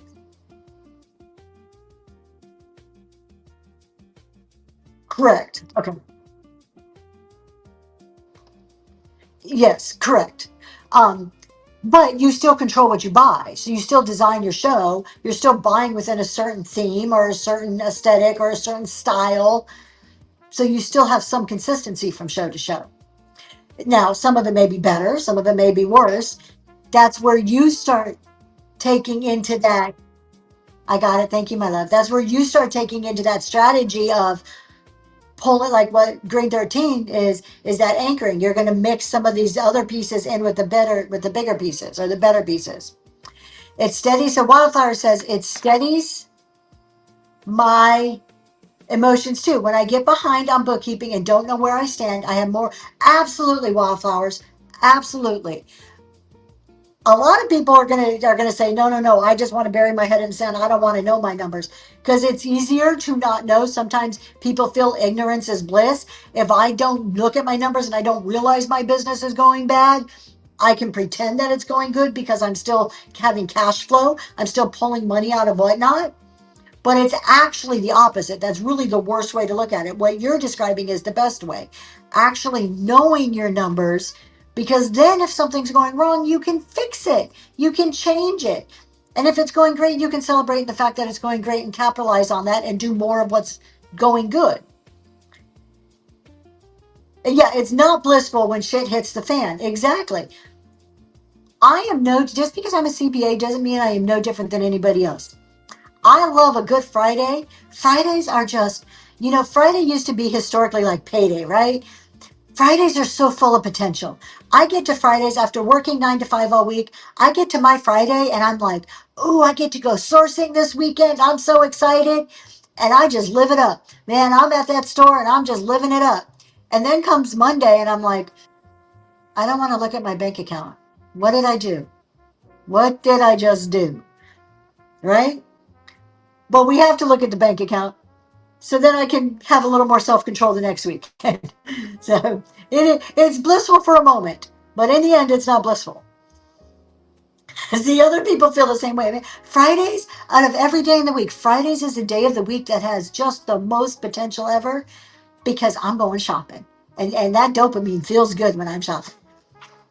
So every time you buy on Whatnot, yeah, it's that thrill.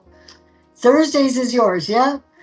Then Green Day has a Star Wars show midweek and kills it. He did great. I heard that show went really good. So, um, I want to kind of touch on a little psychology point on the 1099s that ties back to what we were talking about expanding and burnout. There is platform FOMO. So, estate sale day, yeah, on Saturdays. Think about platform FOMO, okay? We think, well, if I just add another platform, these items will sell better on Etsy. These items will sell better. I can get more money on eBay. I just got to list a few things a day and I can make all this more money on eBay because we're thinking dollars in the sense of each individual item. We're not thinking business strategy. We're thinking more is better, okay? Or that platform FOMO that, well, everybody's making sales on Etsy. Etsy's, blowing up right now. I need to put all my stuff, whatever the platform it may be. Fast nickel, slow dime, 100%. I would rather have a fast nickel than a slow dime any day. I want to turn that inventory over to get that money to invest in new inventory to bring better stuff. But a lot of people have what I'm calling platform FOMO. If I just add one more platform, everything will take off for me. I'm going to make the big bucks then. Just one more, right? That goes back to that expanding and that maybe more is not always better. Not only are we talking about the burnout side of it and spreading yourself too thin, which we already talked about earlier, but you're adding complexity to your business when it comes to bookkeeping and taxes.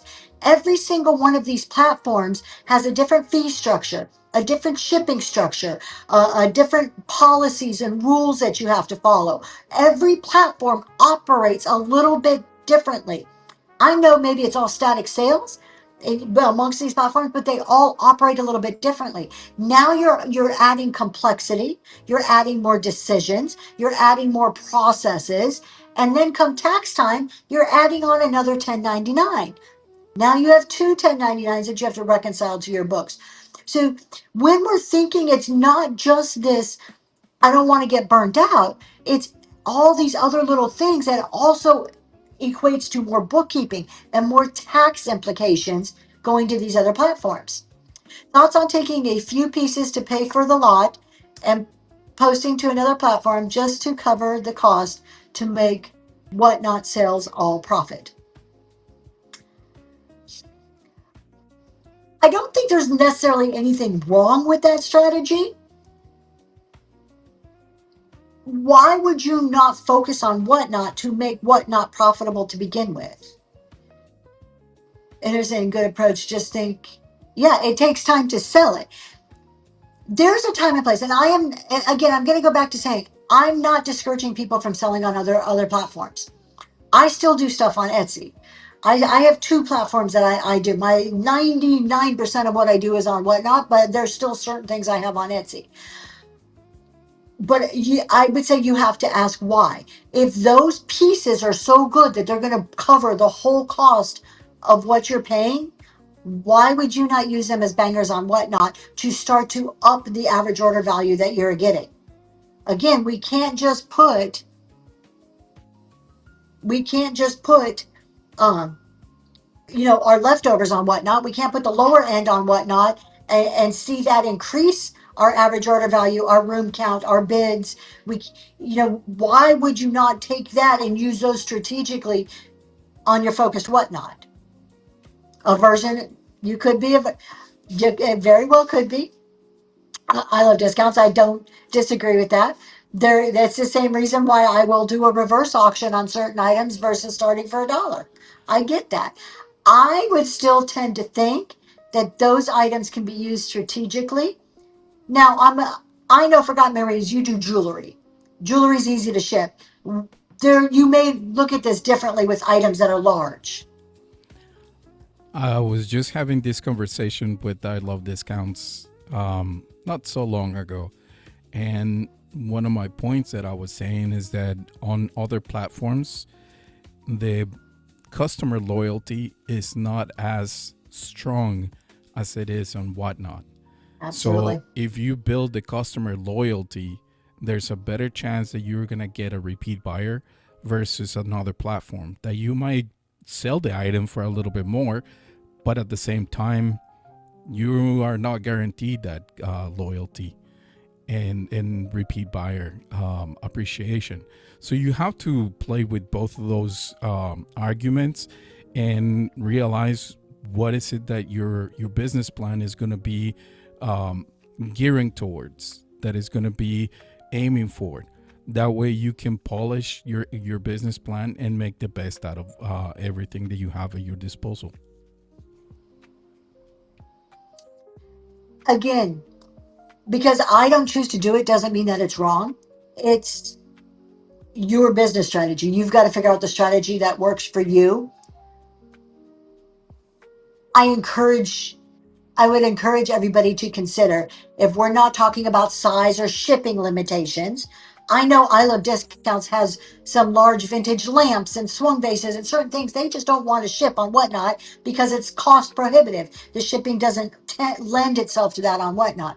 So those type of items aside, would you be better focusing in, getting hyper fixated on your Whatnot business? Again, pulling back, less can be more. Looking at and making these small incremental changes so we have that compounding consistency through Whatnot, those changes compounding versus diluting yourself over to another platform. And nobody can answer that for you. You know your product, you know your mix, you know your strategy. That has to be an internal thing that you figure out for your business. There isn't a right or wrong answer. You may decide to try doing whatnot and say, no, that didn't work. I need to diversify. Or you may diversify and say, you know what, I think if I brought this over to whatnot, it would really work. Think about, I want to point out, um, I always forget her name. Millicent, somebody, Elaine. She sells a lot higher end jewelry. I don't know her background, but I would assume that she didn't always start with the high end pieces, so she probably worked her way up to where she's at.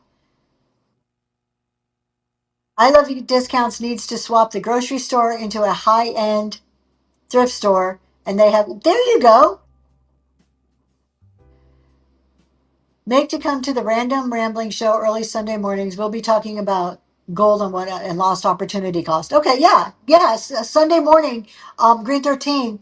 I Love Discounts is going to be co-hosted. They are talking about lost opportunity cost, um, because they just sold some gold to Green 13. She was on the app years ago, so there you go. Millicent is giving. So when we talk about, and feel free to tag her if you would like, so people can follow her. I always forget the full name. I just know Elaine, even though I've seen it a million times, I can't remember it.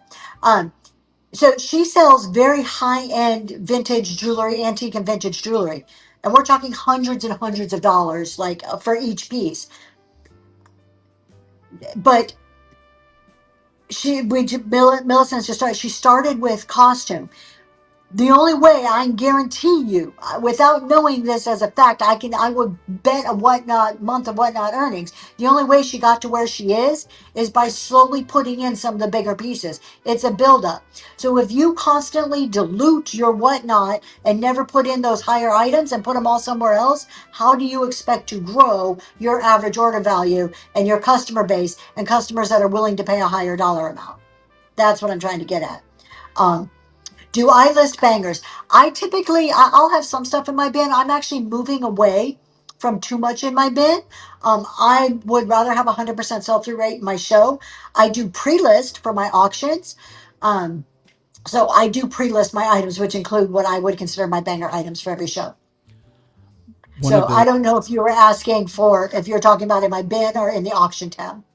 Desert Treasures, one of the things that you can do is um, create your listing on one show, and then on the previous shows prior to that one show, if you have that listing already created, you can promote that listing so people can come and see what is the banger that you're about to run in a couple of days. That way you can move a little bit more traffic into your show and probably entice a little bit about pre-bid. Create it in the marketplace first so it's searchable and then add it to the shows. 100%. I think if you're going to take the time to have stuff in your bin, make it available on the marketplace because that's what's searchable. There's no reason just to have it sitting in your bin and only showing up in your shows. At least if you're taking the time to put it there, make it so it's available all the time. All right, y'all. I think we're kind of getting to the end. If there's any other questions, I didn't go through everything on the 1099s. I think we kind of, I'm pretty sure we know about 1099s. We've talked about organization. We've talked about less is more sometimes. Have everything in the marketplace and then curate your shows. I am a huge believer in curated shows. I say that as I'm rolling out a random show, but I'm a huge believer in curated shows. I think they're going to draw in the crowd that you want. There's a crowd that wants the surprise, the intrigue. There's a crowd that's like, I just want to sit here and see what you pull out next. There's always that crowd. But if you curate shows, even if you're just curating by a theme, a general theme, I am doing, I don't know a ton about jewelry, but I'm doing prom jewelry, I'm doing sparkly, I'm doing brooches, or I'm doing necklaces. If you're curating by a theme of some sort, you're going to draw the people who want that. People who want earrings aren't going to go to the brooch show, right? Hey, Moon So you're Sky. getting in the people you want. Hey, Moon Sky. Good morning. Oh, Moon Sky. With an empty marketplace. Forgotten numbers. So curated shows, in my opinion, work far better than random shows. Even random shows, let's face it, Jeremy and Green 13's random, right? But you never know exactly what he's going to pull out. But if you watch his shows, you know it's going to be, a certain type of jewelry, or it's going to be watches. On Fridays when he does a little bit of everything, it's like these random estate sale things. Yes, where is it? Let me see.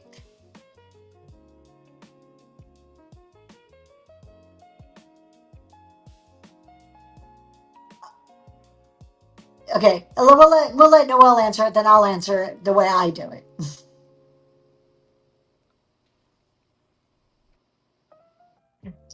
Okay, so to do that, so we're talking about putting the stuff, putting bangers or putting everything from your marketplace into your show. When you put an item in your inventory, just having it there and having it active makes it active for the marketplace. Okay. Now, within your inventory, you can say reserved for show. If it's reserved for a show, it is not going to be in your marketplace. It's only going to be in whatever show or shows you tag it to. So I suggest, if you want it sitting in your marketplace, that you do not toggle on that button. You leave that button toggled off. So it's active in your marketplace. Then on your main inventory screen, where it lists all your inventory, you can select a bunch at a time and assign it to a show. That puts it in the show and keeps it in your marketplace. And then what I do is I clone. I go from show to show and just clone my items, because I usually have a certain set of items for my Monday, Wednesday show, certain items for like my glowy glass shows. So I'll clone it from show type to show type.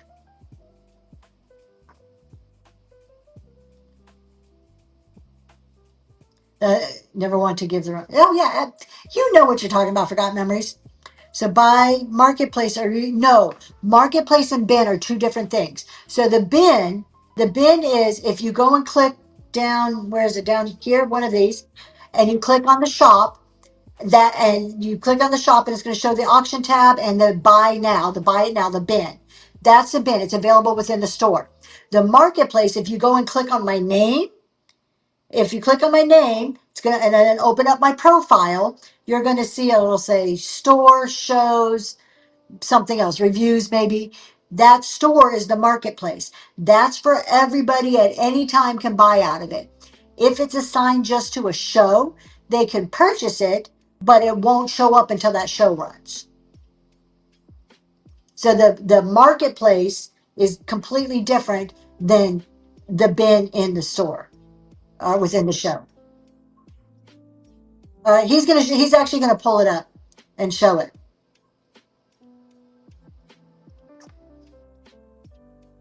Let's take a look how it actually looks on the screen. Oops, hold on. 'Cause he just...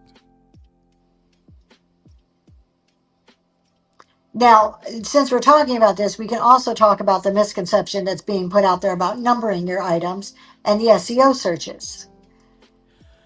Okay, this is going to be fun. Here we go. So there she is. And if you go to the shop and you open the shop, you can see everything that is on auction right now or on the buy it now. That's the bin. And So that's what's considered this the is the bin. bin from the show. Okay, if I close that and I go to her name and I go to her profile, then you can go to the shop, and in the shop you can see that there are completely different items. So this Now is, stop scrolling for a second. So you will see that these items here are assigned to a show. So it'll tell you when it's going to come up in that show. yeah, it's Now, if you keep show scrolling, start. you'll see other items that aren't in a show. Let me see, because there's a bunch of them. So for example, this right now it's in show. Right now they're available to purchase in show, but the other one underneath is not in any show. So this is the shop or the marketplace for your account, and the other one is the one for the show. And then if you have a specific shipping profile set for marketplace, but add the item to max shipping show. So Yes. If you have, when you say a specific shipping profile, I'm reading that to say custom profile, that's what you're referring to. So that's how I'm answering it. If you have a custom profile, that custom profile just is assigned to that item. It stays with that item no matter where it's being sold at. Now, if that item goes into a Max 921 shipping show, that's all the customer is going to pay is 921, but the profile still exists. So if it's a one box item, it's a 5 pound one box item, it's still going to be a one box item, but it will also not combine with anything else because your custom profiles don't combine with any other shipping profile. But the cap on the dollar amount will apply because it's in a show with a max shipping. Um, Look at Monday night if you want that's a great question about custom profiles. I Love Discounts does a specific shipping show. It's called Ship Happens. It's on every Monday night at 5 p.m. I suggest you go there this week. They are Lysandra and Tony are talking about custom profiles. That's their topic this week. And they will walk you through multitudes of shipping possibilities and questions. Just a little bit of caution. If someone buys from your show listing before you go live, it sets the clock on delivery when they buy it. Oh, Millicent, that is a really good warning. So if they buy 2 or 3 days ahead of time, you don't have till after your show. You still have the same 48 hours. Very good point that we need to be checking on. Lentro, that's I Love Discounts. I Love Discounts has a shipping show every Monday at 5 p.m. Eastern Standard Time. Yep. Oh, thank you so much. Bead Stringer, I appreciate that. You didn't have to do that, but I really greatly appreciate that. Thank you very much. Okay, did I miss any questions? I don't think I did. Considered the marketplace. Okay, so you got the marketplace. All right, I think we answered all the questions. We're probably going to go. I do need to get downstairs. I am leaving on a plane tonight, and we only have half a day here at the conference, so I probably need to make an appearance before my boss wonders where in the heck I'm at. The timing, Rawson, they also multicast to YouTube. So if you miss I Love Discounts ship, I gotta watch myself when I say that one. Ship Happens. They multicast to YouTube, so you can go to their YouTube channel, which is I Love Discounts. I think their YouTube is the exact same name. Correct me if I'm wrong, Lysandra. And always watch their replays of their shows. And if you miss any of mine, you can always go to Zoe's Treasures because we multicast to YouTube also. If you Forgotten Memories, good point. So I didn't know that. If you switch to Vendoo, you will lose your bookmarks. Only if you wait a minute. But Vendoo doesn't apply to. Oh, you're talking about likes on items. If you import, I Love Discounts can explain. Okay, you guys, we're gonna raid, but on Monday night, if you want to learn about switching, like using Vendoo and doing the imports and how that affects your bookmarks, go to Ship Happens or watch them on YouTube, and they can explain it. So I know they've just recently got Vendoo. Tony imported our listings into Vendoo and thought it would be easier to delete the whatnot listings. Oh, so he actually did it. It wasn't a Vendoo thing. He deleted them. Okay, there you go. Now you guys got your answer. Oh, thank you, Lentro. Y'all, there will not be a show tonight. I will be on the plane tomorrow morning. Crazy Creamers, it is listed if you want to make your pre-bids.